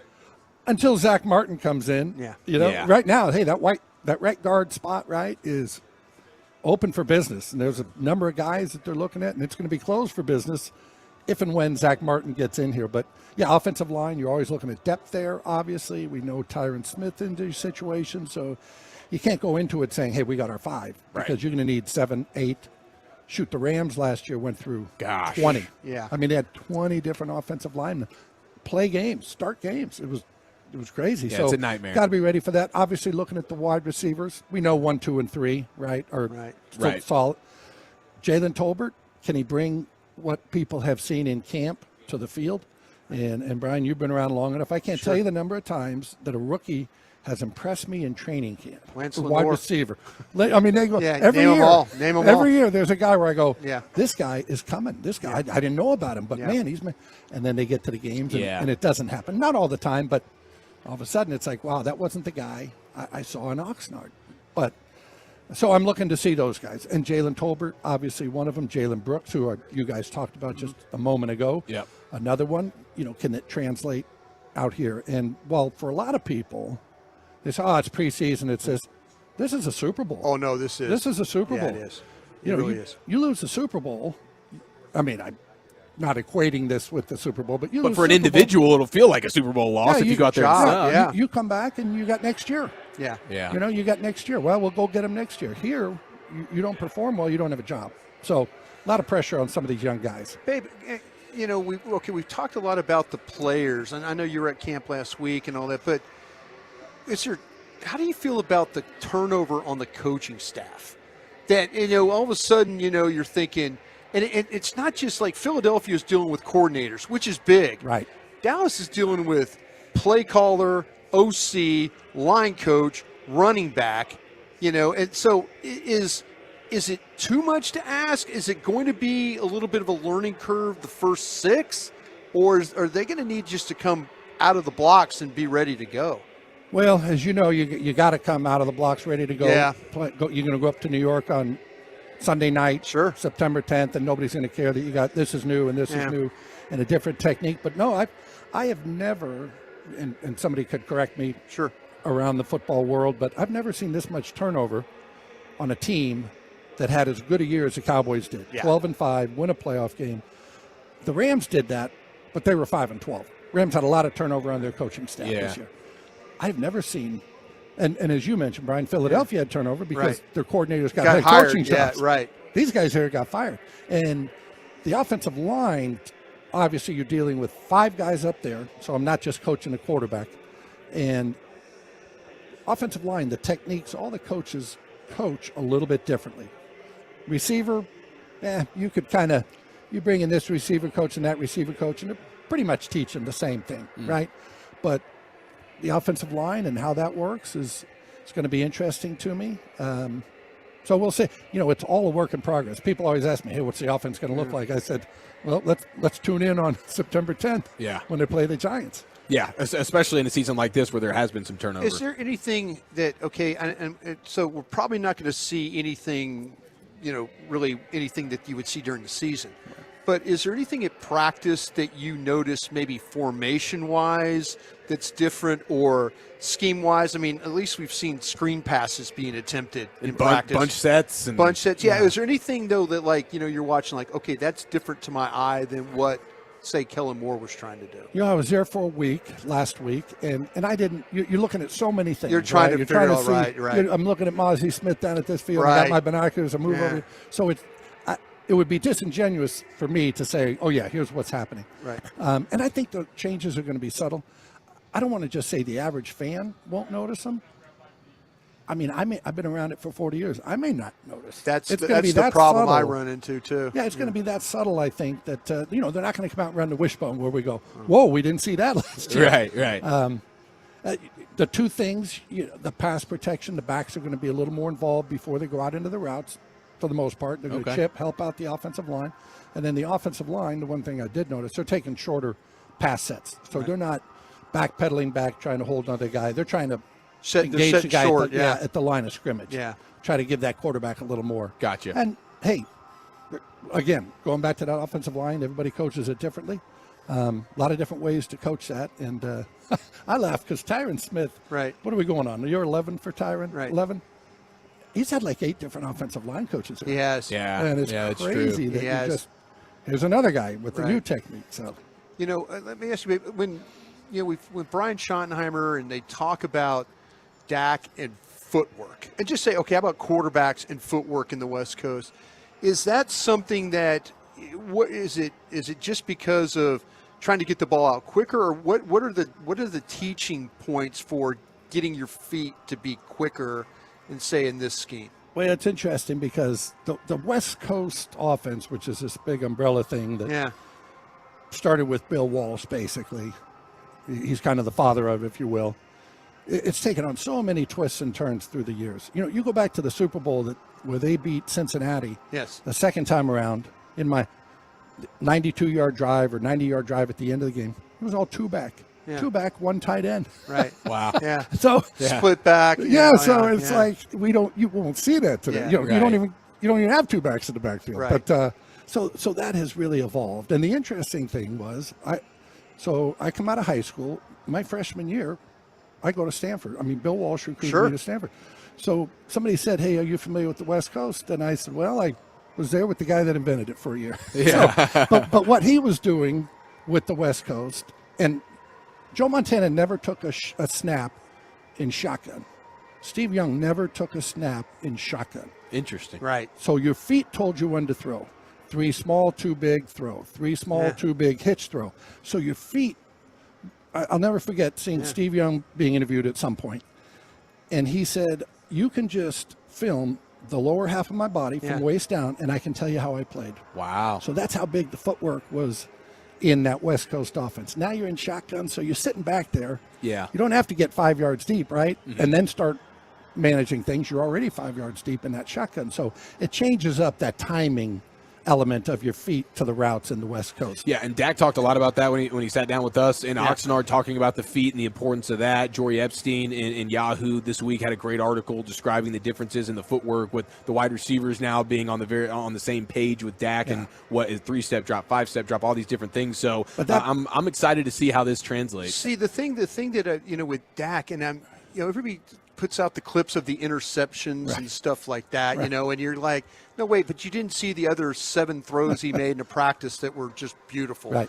The thing that I worry about a little bit is the interceptions tend, Babe, the ones that give me problems are the ones where he doesn't see Leighton Vander Esch. That was a problem. Going flat. Or he didn't see in the Commanders game that linebacker going flat. And then, so to me, I could deal with he missed on the 9 route because he threw the ball too far inside. Right. That's something he could do. He could just throw it far to the outside. But do you worry about a quarterback? I'm not just saying Dak. Do you worry about a quarterback that plays under center, that turns his back to the defense and then has to come back to finding everybody? It's so funny you mention that, because getting back to Bill Walsh, when you took a 7-step drop in that was, you literally turned your back. Right. You turned your back 3 steps and then turned around. I was like, are we really going to do this? And I thought, well, wait a minute, I guess this guy knows what he's doing. Maybe I'm 17 years, and I got years old, and I got snot coming out of my nose. I'm thinking, maybe this guy has done this Maybe before. I should listen to him, This right? Welch guy. But, it's funny about the interceptions, Brian. Yeah, the Leighton Vander Esch, I swear, I'm right down there in the end zone. I see Leighton. Yeah. Obviously, Dak doesn't see him, but just reminiscent Yeah. before the half in the San Francisco game. Sure. Where he had a little pivot route inside. Right. He didn't see the outside Right. defender. Right. Going to Dak, and just in a nutshell, he has not been a guy throughout his career, even in college, who turned the ball over. Right. So I do feel like last year has a little asterisk next to it saying this isn't this guy. Outlier year. I think some of his teammates let him down a little bit too. No Me question. personally, I feel like I'm sorry, Brian? his teammates let him down a little bit on some of the stuff. Oh gosh. But No the question. ones the interceptions you should worry about with Dak are the ones where he doesn't see the guy. Right. But Babe will tell you, quarterbacks sometimes don't see guys. Yeah. They don't. They're like, whoa, where did that guy come from? For sure. You know what? It happened the seeing other ghosts. day. Well, it happened the other day. Bland came off coverage, and I didn't know if the route was supposed to carry him vertical out of the way of the crosser. Right. So now you're thinking, is that Dak's fault, or is that the receiver for not carrying the Right. vertical route? Well, So, and I always say two things about that position, quarterback. It happens fast. Yeah. I mean, you cannot imagine how quickly things happen. I'm watching C.J. Stroud. I know everybody probably looked at his tape, and this guy's running 5 yards open. I mean, he's got first rounders. He threw to 5 first-round draft picks, or going to be, when Marvin Harrison Jr. comes out next. That Georgia game was incredible. Yeah. Hey, I'm gonna go down the rabbit hole and of interest only to maybe you and me and another coach who's listening out there. But Georgia runs 2-man, safety split. They take the running back and get him down the middle of the field. Yeah. I mean, and they hit him. Oh, running back who's kind of a half running back, half receiver. He turns and makes just an athletic catch. I mean, only at Ohio State can you have. They're taking away your 2 first-rounders, so you take it back and run him 30 yards down the middle. He catches the ball. Exactly. But anyway, it happens fast. I mean, it's boom, boom, boom. And 2 easiest places to play quarterback are your living room and where we sit 200 feet in the air. Because we get to see it all. Yeah, that's right. And That's I go right. back, I'm sitting on my couch, and I rewind it. Yeah. How did he miss that? How did he not see that guy? And I slow-mo it. But, man, you're down there. I remember Ed Werder, right? Ed Werder been around the NFL for 40 years. The one year he did sideline for Westwood One Radio, either the Sunday or the Monday night game. He said, I'm down there. He said, I don't see how you guys ever complete a pass. Yeah. It happens that quickly.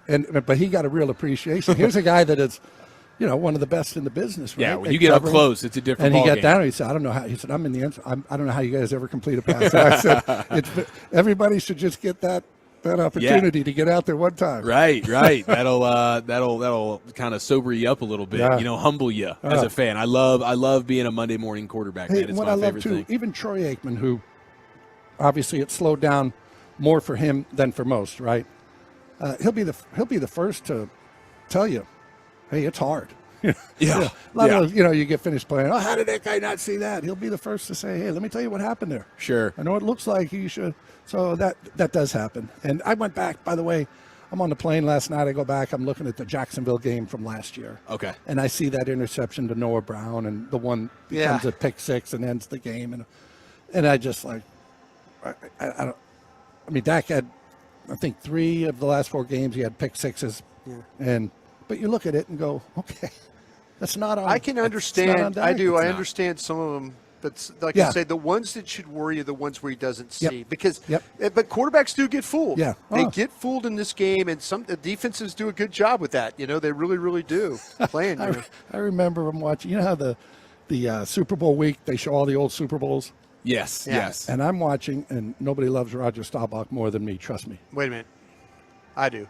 Oh, okay. Yeah. Well, I think there's a tie between 10 million people. There are. But I'm as watching, a young man growing up in Dallas, I that was my guy. He threw an interception in one of the Super Bowls. I can't remember which one.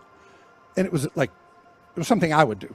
Yeah. It was brain dead. I was just like, Roger Staubach made that. Did that. Right. I didn't think Roger Staubach ever threw an interception, Yeah. but to my point, it just happens to the best of them. Right? No question. You just don't see everything. Absolutely. Babe Laufenberg hanging out with us here in the Brad Sham radio booth, getting you set for Cowboys and Jaguars. Just under now 90 minutes to kick off, Babe. You're the best. Oh, thank you guys. Thanks for being up here, too, in the Brad Sham booth. You have to get special dispensation to get up here. It's true. Thank God I came with my bodyguard brought us. Everybody's like, okay, you're with him. You're good. Get on up, baby. Get on up. Babe Laufenberg. Thank you, guys. It's big, it's good, and it's only for Cowboys fans. The Cowboys Special from Papa John's, a large one-topping pizza for only $9.99. Order today. Better ingredients, better pizza. Papa John's, the official pizza of the Dallas Cowboys. Let's get the scoop with Christy Scales, Cowboys sideline reporter, next right here on The Fan.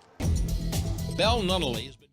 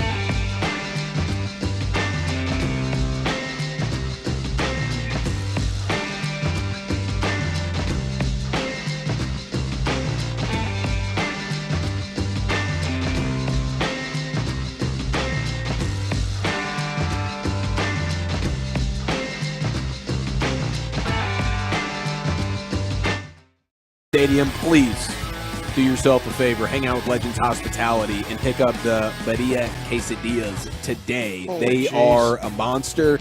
They are delightful. They just brought us a little care package here. We're talking about slow-cooked beef, marinated in Mexican spices, creamy pepper jack cheese, Osaka cheese, I believe is how you say that. Yeah. It is delicious. Inside a jumbo flour tortilla. You can get it at sections 204, 229, 416, and 446 for tonight's game. Al Pastor carts in the upper concourse as well, 408 and 438. So get you some Birria Quesadillas and enjoy yourself some Dallas Cowboys football as we head on down to what I believe to be brand new turf here inside of AT&T Stadium. We welcome in Scoop, Christy Scales, Cowboys sideline reporter. Christy, we've been eyeballing this turf. I'm alleging that this looks brand spanking new to me.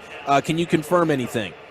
Oh, yeah, late spring, so brand new, our partners at Hellas, and it looks great. It's much brighter, but it also just feels great down here, too, much softer. So new field, and actually the stadium's undergoing a refresh. The center-hung digital board is also new in that all of the bulbs have been changed. It's been upgraded, so the dimensions are the same. If you were to walk in to the stadium and look, say, man, it seems a lot brighter and even sharper. It is, and it's because they worked on it a few weeks late spring, early June, and so it's on the guts of it, the inside of it, all those bulbs, it's new. So part of a $295 million refresh that's going to take place over the next couple years. They're going to redo the suites, and they're going to redo just a lot of the VIP area. So if you think about it, it's almost twice what Jerry Jones paid for the Dallas Cowboys and Texas Stadium back in 1989. But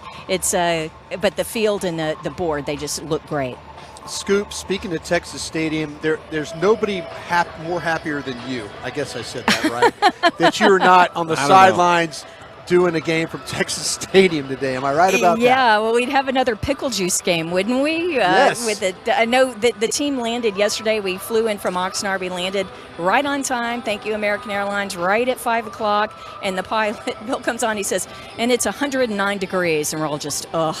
So as soon as we stepped off the plane, it felt like Wichita Falls training camp instead of what we had been getting used to in Oxnard. I think it was a high of 74 our last day of practice there earlier in the week. Well, Christy, real quick too, can you tell us, immediately you're getting back on the plane after the game and going back to Oxnard, right? Yes, this is an unusual preseason in that the Cowboys normally play at least one away game to open the preseason on the West Coast. This year, the Cowboys, 2 of the 3 preseason games are at home. So why did they not have the first preseason game out there this weekend, whether it's in San Francisco or even Denver, or play the Chargers or the Rams in LA, and then come back and have week 2 and 3 here? It's because next week, what would be week 2 of preseason, we've got the big Metallica concerts next week on Friday and Sunday. And so with Metallica being here and all the, even the load in and everything, that's why we had to play the first week at home. And then we go back to Oxnard. We have practices all next week. On Friday, we leave for Seattle, play in Seattle Saturday night, get back about 5:30 in the morning, Sunday morning. Have Sunday off, and then I believe that's the 20th, and then we'll have our training camp practices at the Star in Frisco. All right, Scoop, I know you're down there visiting with people. You got any starters that I can look at, or any starters going to play tonight that I need to keep an eye on? The only ones on offense, and I consider both of these guys starters, the young tight ends, Jake Ferguson and Peyton Hendershot, of course, with Dalton Schultz being gone, left in free agency, now a Houston Texan. Those are the only 2 starters on offense that we're going to see. On defense, Deron Bland at cornerback. So other than that, you're not going to see, even though Tyler Smith is a second-year guy, they know what he can do. They're not going to have him at guard. So other than Bland and Ferguson and Hendershot, that's really about it. How about Mozzie Smith? How about the Michigan combination? You said Schoonmaker, maybe Mozzie Smith. Yeah, that's right. Guys? The first two draft picks from Michigan this year. So Mozzie Go Smith, Blue. he will play. Of course, he had an MRI earlier in the week on his knee, and he's been battling tendonitis. I don't have a specific number, a pitch count for Mozzie Smith, but I'm told that he'll play first quarter, and depending on how many series they have in the first quarter, maybe a little bit into the second. As for Luke Schoonmaker, the tight end, the second-round pick, the rookie, they just took him off the NFI non-football injury list this past Monday. He's been had the plantar fasciitis. About 18 to 20 plays is what they would like to see from Schoonmaker. Now, don't expect to see him until the second half. We're looking for at tight end. We're looking for Ferguson and Hendershot to play most, if not all, of the first half. But don't be surprised if you see the undrafted rookie free agent, the one that's caught a lot of eyes, and the coaches really like him, John Stevens. You'll probably see him as early as the second quarter. And then, of course, the second half, you'll see Princeton Fant, another undrafted guy, working in the second half. But it tells you how much they like Stevens, that they hope to get him work as early as the second quarter.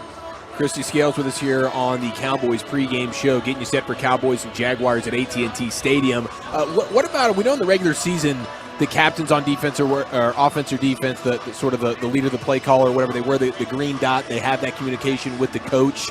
Do they still do that during preseason the same way? Yeah, they absolutely do it in preseason. So your quarterback on offense will have a green dot on his helmet that designates that it has the radio receiver. So, of course, it's going to sound funny for Cooper Rush and Will Greer. They'll have Mike McCarthy in their ear for the first time, and actually using the coach system, not just the walkie-talkie that they've used in the offseason and training camp. But on offense, it's your quarterback. On defense, it's usually a linebacker. Sometimes the Cowboys use a safety. So it's Leighton Vander Esch, or Jaron Kearse has worn it a lot in the past. But today, it's going to be Damone Clark. And so he'll be wearing it at linebacker. And then Malik Jefferson, who is back this year with the Cowboys, the former Texas Longhorn. When he goes in there for Clark, expect Jefferson. And then later in the game, Harper, who, of course, is his second year. It'll be Harper. And so that's really good. A chance for them to show how well they can communicate. So they're taking the play call in from Dan Quinn, relaying it in the huddle. So that's a good way to test these young guys. Scoop, who are you excited to see tonight? I know you're right down there in the middle of the action like you always are. There's a couple of guys that you're interested in and seeing how they progress. I just want to see if Brandon Aubrey can make a kick, honestly, in game conditions. To me, the number one thing going into camp was the the open kicking competition. And, of course, Tristan Vizcaino released a week ago, or last Monday. And now Brandon Aubrey, this is a golden opportunity. They are serving it up to him on a platter. So let's see, not just the field goals and extra points, but with kickoffs. Now, the one thing about kickoffs this year, the rule change in terms of fielding it as a fair catch between the goal line and the 25-yard line. The ball's now going to be spotted at the 25-yard line. Both coaching staffs, they want to see coverage, they want to see return game. And so don't be surprised, even if Aubrey or, if it's kicked to the middle or even back of the end zone, don't be surprised if the returners are bringing it out from 5, 6, 8 yards deep, because they want to get a gauge on coverage and returns. But in regards, so Brandon Aubrey, kicking is my number one question going into the preseason. But I know that, Jalen Brooks, he's going to start today, by the way, the wide receiver. He's just really been turning heads at training camp. So is Jalen Tolbert. But defensively, something that's a little bit different this year is Kelvin Joseph has been working on the inside. So we'll get to see him play some slot cornerback tonight. So I'm really interested to see how he plays. And then a real standout, Wanye Thomas. He's a rookie last year that was on the practice squad. And he has played really, really well. And he's gotten a lot more opportunities this training camp. And some of that is due to the fact that your starting safety, Donovan Wilson, went out in the first game and hasn't returned yet. And I'm sorry, the first practice of training camp and hasn't come back yet. So it's given guys like Wanye Thomas and even like a Sheldrick Redwine getting a lot of these opportunities. So I'm interested to see if Wanye can take what he's done on the practice field and have it translate here in the game. And then John Stevens, I mentioned, he was going to be my sleeper pick, right? Because I had Sam Garza from scouting. I had Linda Wells, the tight ends position coach, tell me after minicamp, it's like, he's a guy. He's like great prototype, converted wide receiver, has to learn blocking and everything, but he's just one of these, just a prototype and just a real development kind of guy. And they want to see how well he can pick up on the blocking. So, but one thing about at tight end, you can kind of hide him a little bit more, with your scheme and things like that. You don't want to expose him one-on-one and, that kind of thing. But, they're really impressed with the way he runs routes. He's got great size. He can catch the ball. But let's see how he does and what they ask him to do in the blocking. And that's why we're going to see him as early as the first half. Christy, we always appreciate the time. Looking forward to the conversation in the owner's box coming up next hour. And enjoy the game. Sounds good. Thank you, Eric. Thank you, Brian. There she goes, Cowboys sideline reporter Christy Scales here on the official pregame show of the Dallas Cowboys, just over an hour away from kickoff. The first preseason kickoff with the Jaguars in town. Looking forward to seeing a little bit of Trevor Lawrence. Not too much of the main starters here offensively for the Cowboys. And I did find this out. I said it was Osaka cheese. I just, shot in the dark on this burrito quesadilla that you can get right here at the game today. It's Oaxaca cheese, according to the 817. Okay. Oaxaca cheese. So make sure you get some burrito tacos. Legends Hospitality, always getting it done. And it's not just the burrito tacos, the burrito quesadillas. Absolute home run. Now, let's get you set for the game. Cowboys, Jaguars, just over an hour from kickoff. Let's get you set. What to watch for next right here on 105.3 The Fan. The Whataburger Jalapeno.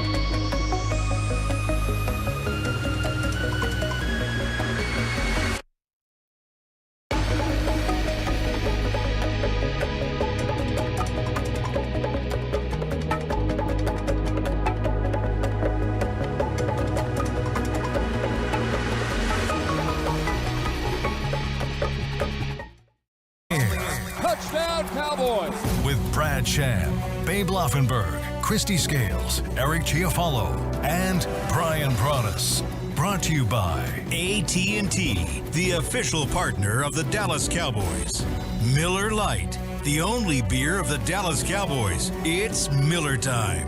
And by blockchain.com. Make your crypto play today. Also brought to you by Bill Nunnally, attorneys and counselors. Jack Link's Beef Jerky. Jack Link's, feed your wild side. Volleman's Dairy, the official milk of the Dallas Cowboys. Texaco. Texaco with Techron delivers unbeatable gas mileage. Texaco with Techron, driving performance. And by Papa John's, the official pizza of the Dallas Cowboys. Papa John's, better ingredients, better pizza. Now here's Eric Chiafalo and Brian Broaddus. Oh, how sweet it is, 60 minutes to a Cowboy kickoff. Ladies and gentlemen, welcome to the 2023 Dallas Cowboys season. We're live at AT&T Stadium inside the Brad Sham radio booth, the comfy confines of the booth with the AC, not sweating bullets in the Miller Lite West Plaza. I think Broaddus is very fired up for that. Super Bowl champion Brian Broaddus, great to be with you, Cowboys Nation, for another Dallas Cowboys football season. And let's dive into the preview here. It is game one. You got the Jacksonville Jaguars in town. Trevor Lawrence will be playing. Previews brought to you by Sleep Number, the official sleep and wellness partner of the Dallas Cowboys. What is Brian Broaddus looking for tonight? Not many of the starters playing, of course. You'll get a Ferguson, you'll get a Hendershot, you'll get a Deron Bland, Kelvin Joseph, and Damone Clark are some other bigger name dudes that you're going to see out there. What's at the forefront of your mind? Is it too much to ask that everybody gets up after every play? I don't think it's too much. I'm doing the same thing, man. For both teams, just everybody please get up after every single play. I don't need any Brad throwing it down to Christy for a sideline update on somebody being injured and all that. Just as clean as possible as a game here. Get good competition. Yep. Guys kind of work with each other, see what you got. But there's a lot of young guys that have done a really nice job at training camp in Oxnard, namely these wide receivers, namely these tight ends, namely these secondary players, mainly these defensive linemen. Can these guys carry over what we've seen in those practices in Oxnard to this field here at AT&T Stadium? That's going to be the key. You could have all what we used to say all Valley Ranch practices and then not do any well when it came to game time. You're going to this is your best opportunity you've already found a way as a player to make an impression on these coaches through practice. Now's your opportunity oh, wait a minute. This guy didn't practice all that well, Simi Fehoko, but all of a sudden he shows up in the game. And, we've seen that before. We've seen guys that it looks like it's been pretty bleak when it comes to practicing, but then they kind of figure things out. And they're gamers. They show up in the games. Dak Prescott was kind of that way. Dak Prescott was a great example of that. In 2016, I'll never forget, we were all sitting in the Coliseum in the press box there, and Dak gets to start, and he starts just tick-tacking down the field, Des Bryant, the completion after completion, throw, mobility, all that, and the team's moving, and you're going, okay, that's what Dan Mullen was telling us about this guy. Yeah. He's a gamer. That's how he plays. He's not a practice guy, but he's a gamer. So, some guys that need to kind of get back on that positive train, and it's a good start today. This will be a good opportunity. And one thing I'm excited about seeing as well, and I know it's not a very meaningful game in terms of winning and stuff, and you're trying to set stuff up, and you actually want to see your field goal kicking game, for instance, when you get into the red zone. But seeing Mike McCarthy call plays for the first time in what's some live action is another thing I'm intrigued by. Yeah, it's probably not going to be the game plan that it's going to opening day against the Giants and how he's going to use personnel. But the thing about it is, it's really important, Eric, is, if you're going to evaluate your team, you got to stay ahead of the chains. You got to avoid negative plays. You can't get out here and allow sack and then a tackle for loss. And then, you can't, if Mike McCarthy could do anything to help his team with evaluations, It's about kind of calling the game. He's got veteran quarterbacks. It's not like he's going to roll out here with a rookie quarterback and try and do some things. The old Danucci style. Yeah, it's going to be about using veteran guys, and these guys are smart enough to understand what they have to do. But they're going to have to get a little protection. They're going to have to be able to run the ball. They're going to have to be able to make some guys miss. And if they get the opportunity to catch a ball, these guys have got to find a way to finish. Stay ahead of the chains today so the evaluation looks cleaner. You know, if you get there and you start having a bunch of negative plays, it affects how your team gets evaluated. No question. So stay on schedule. And that's going to be on Mike McCarthy to try and kind of, even with a limited game plan, to find a way to stay on schedule so he can get a good look at his team, his skill guys, and his offensive line. Yeah, and speaking of the skill guys, and I was pleased to hear Will Greer, who will get a lot of run out there today as the third-string quarterback, and he'll be obviously backing up Cooper Rush in today's game. But he was talking about how giving these wide receivers an opportunity, throwing balls up to them. You know, we're not trying to throw the ball away, avoid a bunch of stuff. You're trying to get some good opportunities for these wide receivers who, as you mentioned, have stepped up in a big way. Kevontae Turpin and Jalen Brooks, Jalen Tolbert,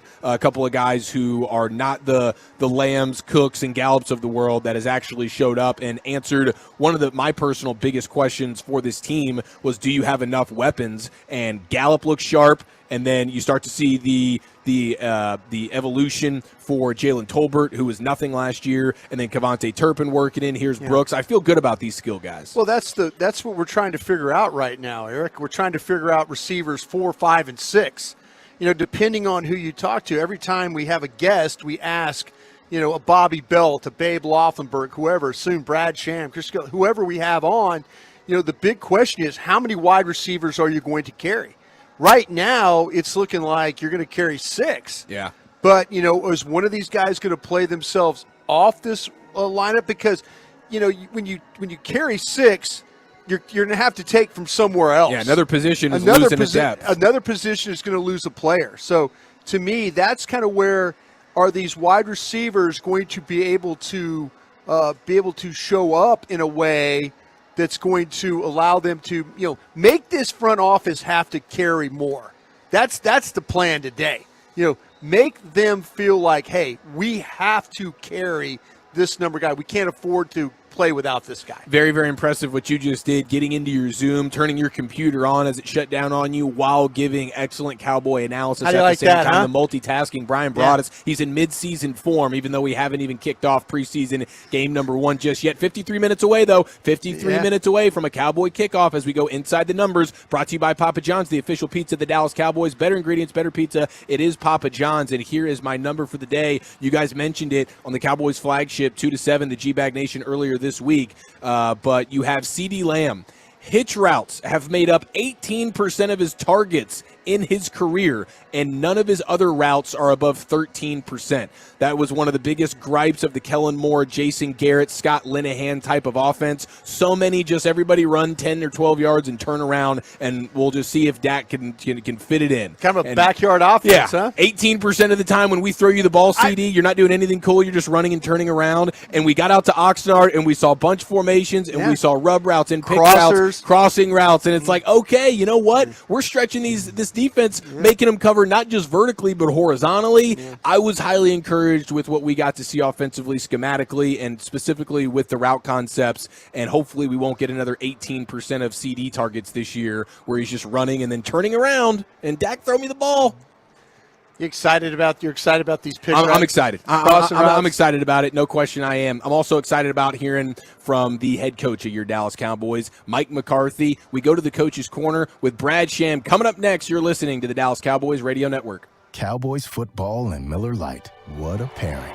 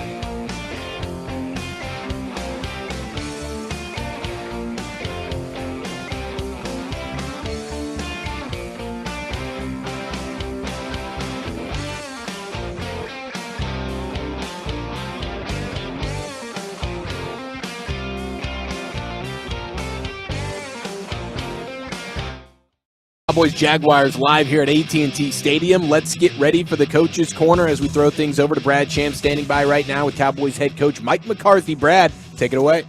Thanks. We're here with Cowboys head coach Mike McCarthy on the weirdest road trip this team may have ever taken, because you've come home for a road trip. Has that thrown you off at all? Absolutely. No, we're just talking about, yes, this is the first time that I've been in charge of a schedule of this situation. So yeah, I think it was we've had to make some adjustments on the fly, just to make sure we're giving our players proper rest and recovery. And now I'm talking more Monday, Tuesday. But yeah, this is it's a little different. It's great to sleep in your own bed, but it was a pretty quick turnaround.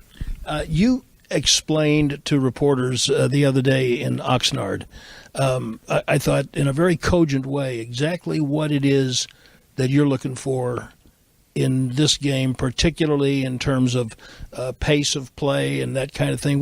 Could you just tell people what those things are? Oh, definitely. I talked about it again in the team meeting today. I think anytime you have your first chance to play, sometimes people just think, I'm talking about us internally, that you just line up and everything kind of picks up where you left off. Last time you competed, as far as your operation on the sidelines, we have new coaches on offense, we have some new coaches on defense.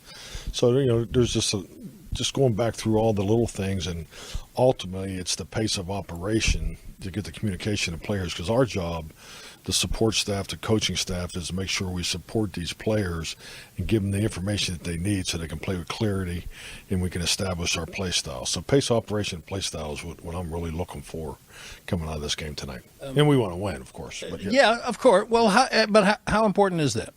Winning? In the preseason? It's to me, I think you cut it deeper.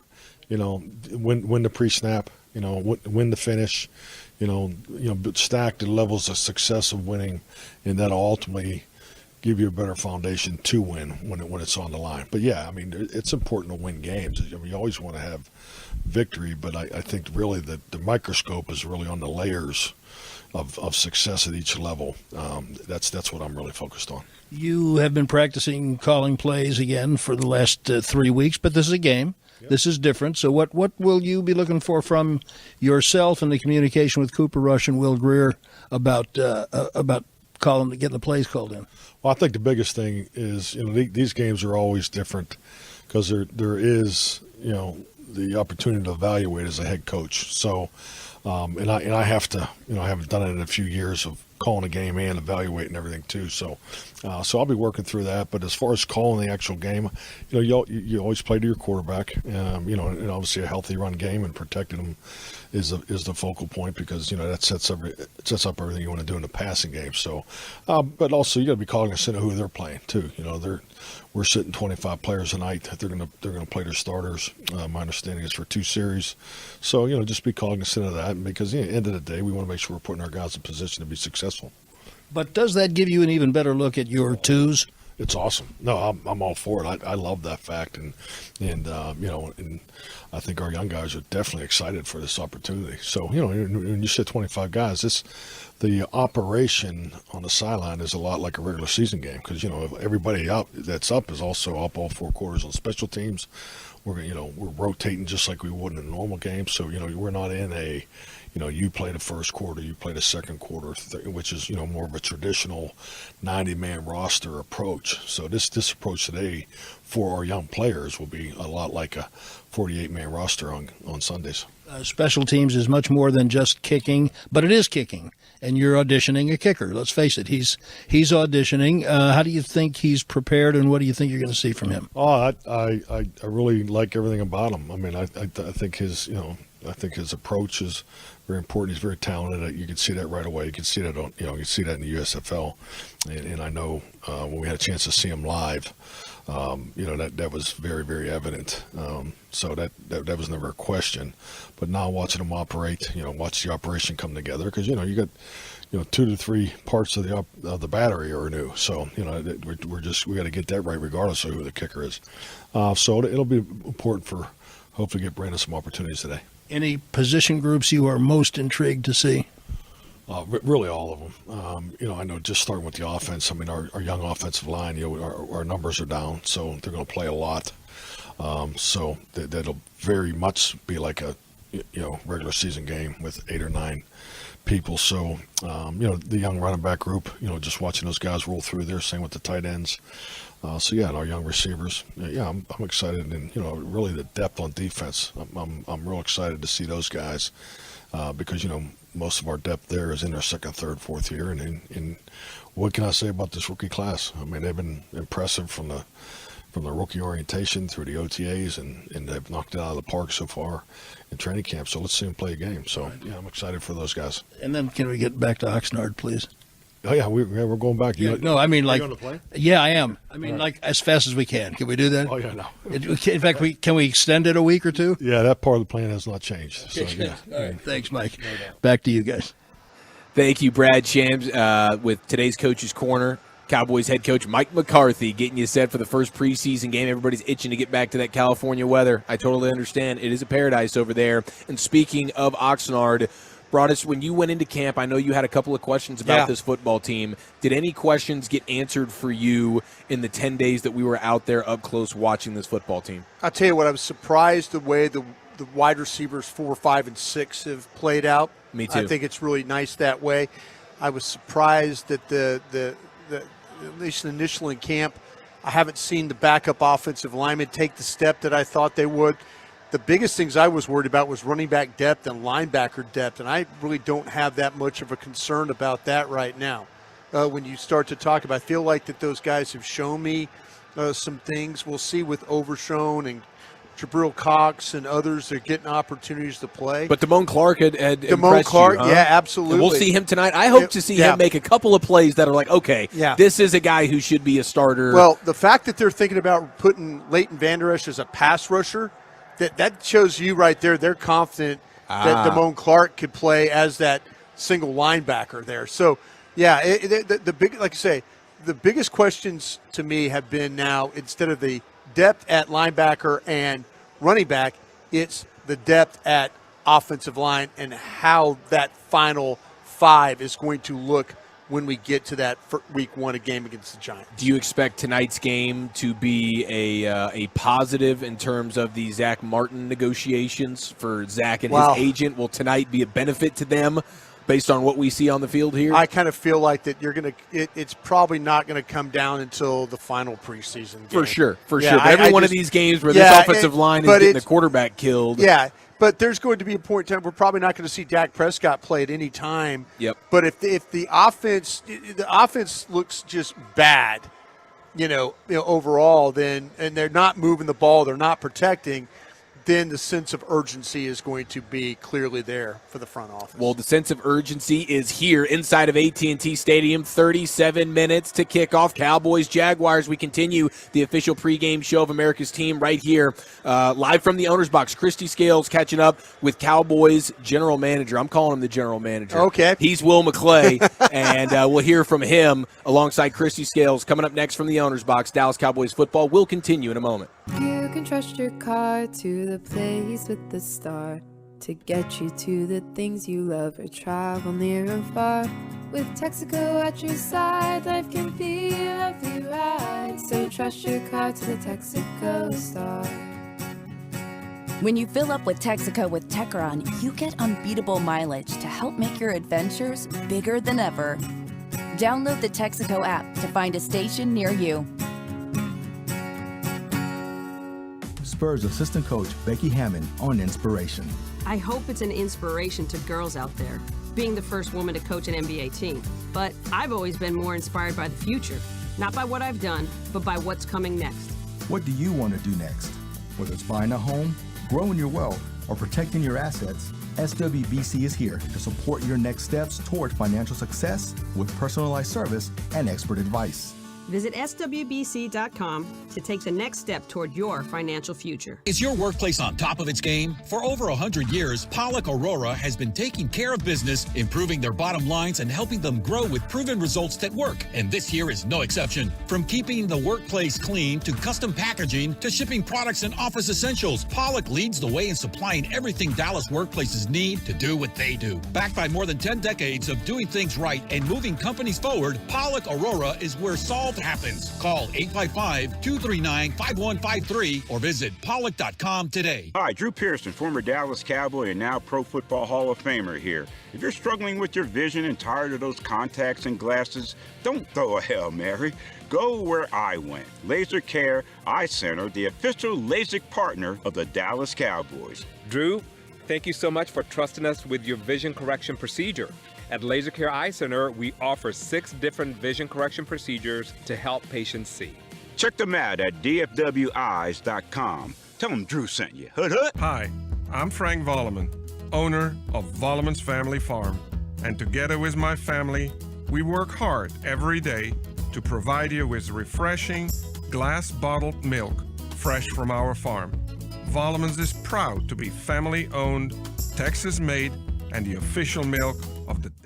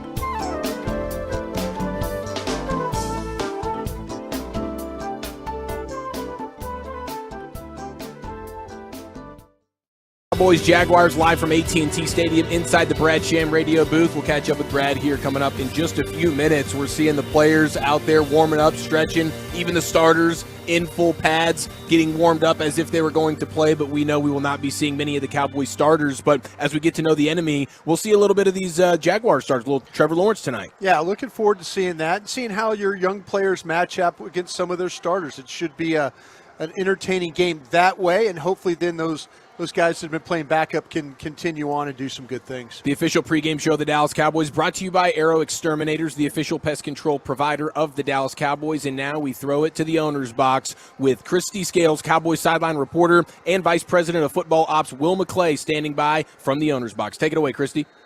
And stepping into the owner's box for our preseason debut for the 2023 season, we have Will McClay, who is in charge of bringing all the new players into the fold for the Dallas Cowboys. And I want to start off talking about the draft picks because we're excited to see Mozzie Smith, the first-round pick, the defensive tackle, make his debut. But, of course, he had the issue, the MRI earlier in the week with the knee tendonitis. So how much are we expecting to see Mozzie play tonight, and what do you want to see him apply on the field that he's shown through practice so far? I think we're going to see Mozzie. I want to see him come out and, we got him to help us in the trenches, so I want to see, taking on the double team, seeing a new scheme, and get off on the football, and then get a chance to see a little bit of his pass rush, hopefully. Luke Schoonmaker, the second-round pick, who was just taken off the NFI non-football injury list last Monday, been dealing with the plantar fasciitis. So what we got to see just in the few practices last week looked pretty good, but what are you expecting today, and is he on some kind of snap count? No, we're going to rotate the tight end, so we're going to get to see all of them, but we're going to get to see Luke, and we want to see him come off of the ball and hit somebody. We're going to take probably limited reps with him because he's still trying to get the system down a little bit, but we are going to see him. He's going to play on teams and play from the tight end spot. Well, most people, media and fans focus on the draft picks, but obviously the undrafted rookie free agents, that's something that you put so much of the scouting time into. And a guy who has really made a strong impression at tight end is John Stevens, converted wide receiver. So how has his blocking been and pass protection as well as run blocking? And is that something that you're really evaluating tonight specifically for him as a converted wide receiver? Yeah, definitely. The willingness is there. It's a new position change, but he's taken the coaching very well. It's the footsteps and the footwork, off of the snap in his hands. So he's doing a good job with that. But now he's getting to play against other people. They're probably going to play their ones a little bit, so maybe we'll see some of that. But get to see him in the game, in game action. Can he take the plays and, put it out on the field?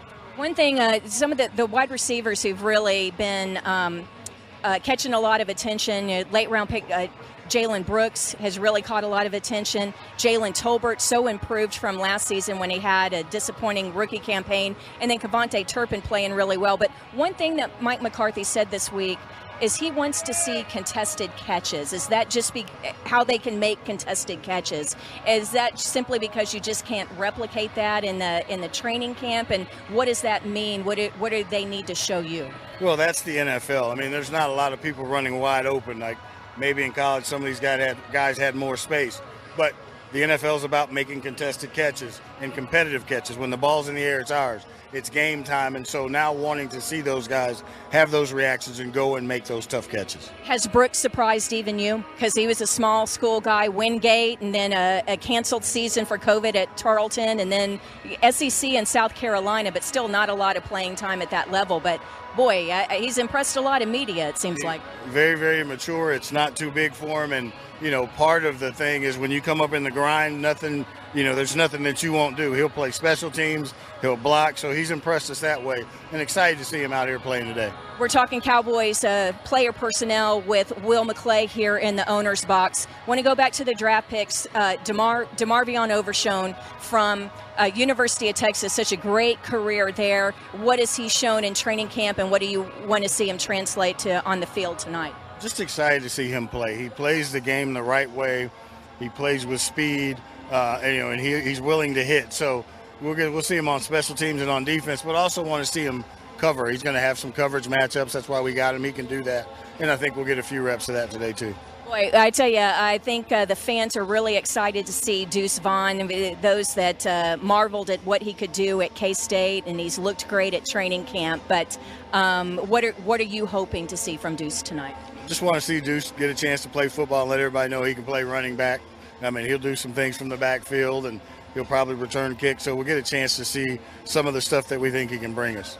And finally, the last thing, this is my number one thing, is I can't believe I'm saying this, but I won't mind if the offense, I won't say stalls, at the plus 40 or in the red zone, but Brandon Aubrey, your kicker, just 2 years of USFL experience, and before that, a soccer player. So I guess it's okay with you if we get to see some extra field goals tonight? Yeah, definitely. We want to find out about him and make sure, see if we've got somebody. We believe he's got the leg and the mindset and the ability to be a quality NFL kicker, but now we'll get to turn on the lights. But, he played professional soccer. It's not too big for him. The first day he came out there, it wasn't like he was afraid of anything. So I think it'll be a good showing for him.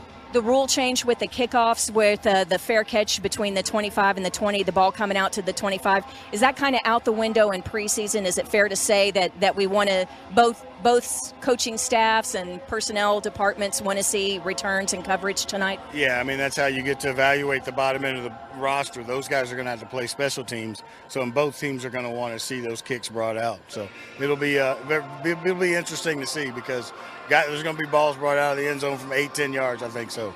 We appreciate it. Thanks for stepping into the owner's box. That is Will McClay talking Cowboys personnel. And as the pregame show continues, let's rejoin Eric and Brian. Thank you, Christy. Today's View from the Owner's Box is brought to you by Papa John's, the official pizza of the Dallas Cowboys. Papa John's, better ingredients, better pizza. It is Papa John's, and that is Will McClay, the man who helps bring tons of talent to this roster. And he brought in a Cooks and a Gilmore this offseason with the trades and Jerry and Steven and working out how to save some money, give up as little draft compensation as possible, and get in 2 bona fide starters that I think are a huge reason why I'm so excited about this season, because the Cowboys with those 2 additions got a lot better. Yeah, they sure did. And, the one thing that Will, he knows the league very well. He knows his division very well. So those are the things when you start to build your team, it's about trying to find ways to win the division, to compete against the Philadelphias, the Washingtons, the Giants. That the quickest way to get a home playoff game is make sure you're winning the division. And he's done a really good job of evaluating not only his team, but like I said, the league and building it the right way. Just over 20 minutes to kick off Cowboys-Jaguars preseason game number 1 live from AT&T Stadium. We're in the Brad Sham radio booth. Why not hang out with the man himself? Brad Sham sits down with us next. You're listening to the Dallas Cowboys Radio Network. Cowboys football and Miller Lite.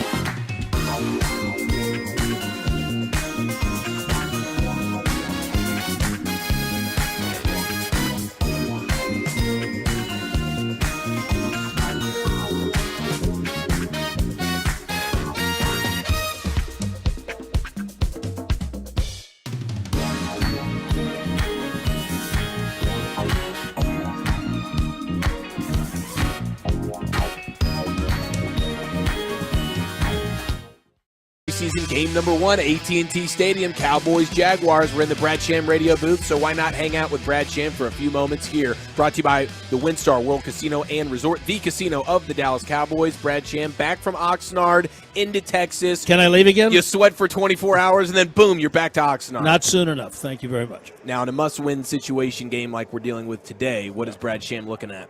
You're looking at all the young players. I mean, they've got 25 guys not dressing, as you heard Mike McCarthy say. The only quasi-starters who are going to play are Deron Bland and Damone Clark. So you're looking at all the guys who are, many of whom are going to be rotational players. For instance, they're going to start Jalen Brooks, which I found interesting. 7th-round pick. I would have presumed they would have started based on seniority, Tolbert and Fehoko. But they think enough of Brooks that they want to see him start from the beginning.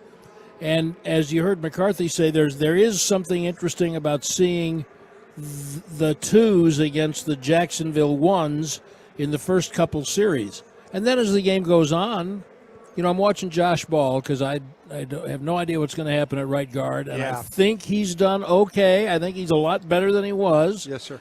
And, I don't think he can play the whole game. But I'm going to watch him. I'm interested in seeing how the running backs compete. But the young wide receivers, and they get some backup safeties who are going to make the team, and some who are NFL quality who will not. There's a lot worth watching. Brad, Jacksonville is going to run out their first offense for at least the series. We were talking to Frank Frangie before early in this broadcast, but I'm interested to see, because the young defensive line, the front 7 for the Cowboys, some of the backup guys, the rotational guys, have done a pretty nice job in camp. I'm going to look forward to seeing how they're going to match up against the Jacksonville Jaguars starters up front.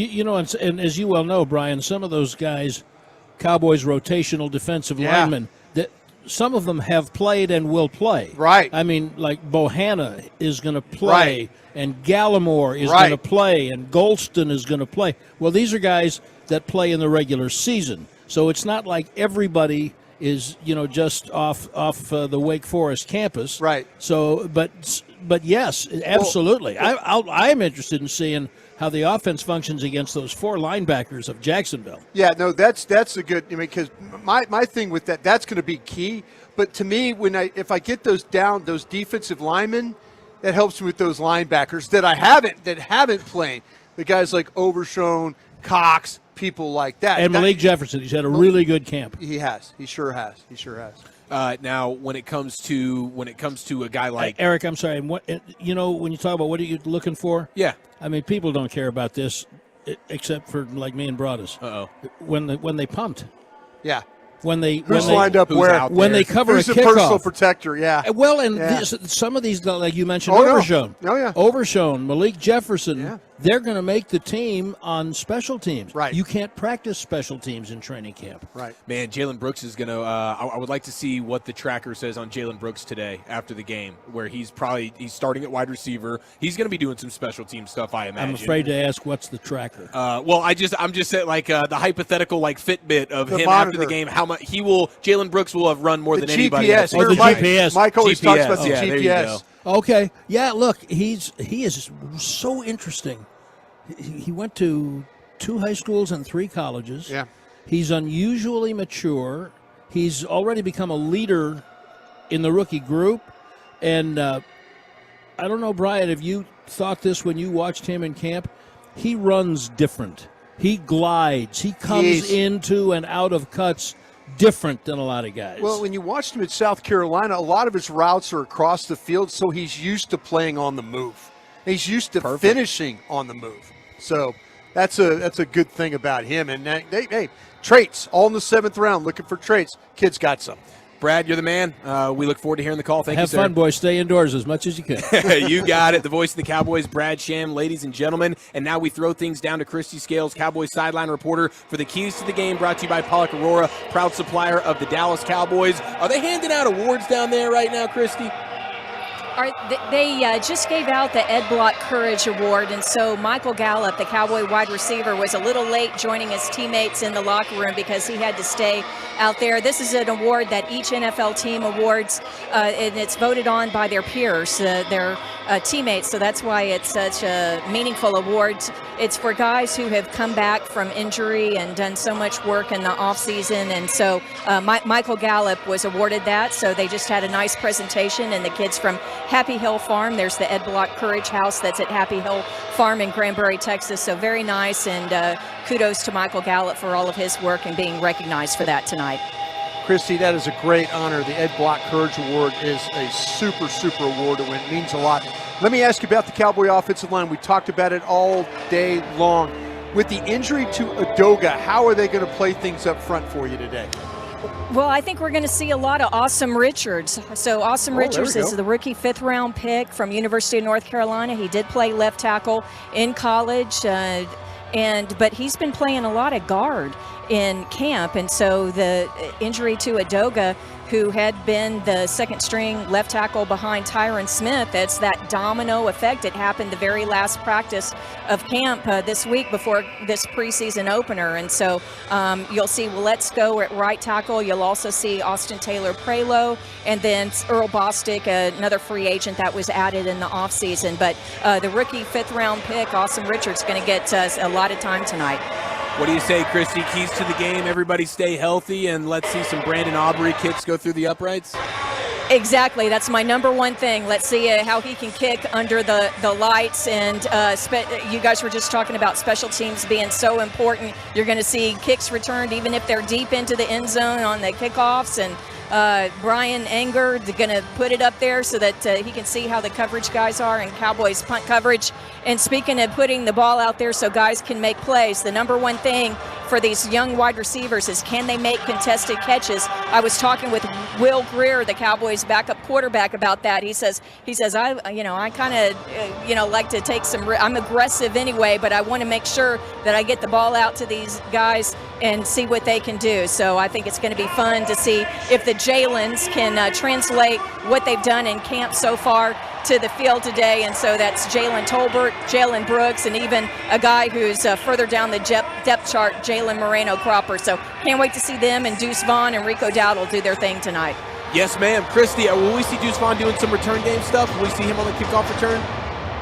It's so loud I can't hear you, but I think you asked about kickoff returns. We're going to see Turpin. We're going to see Deuce Vaughn. We'll see Wanye Thomas, and then late in the game, Jalen Moreno-Cropper and Jose Barbone. Beautiful. Christy Scales, Scoops, always bringing it strong. Thank you, Christy. Enjoy the game. Thanks, guys.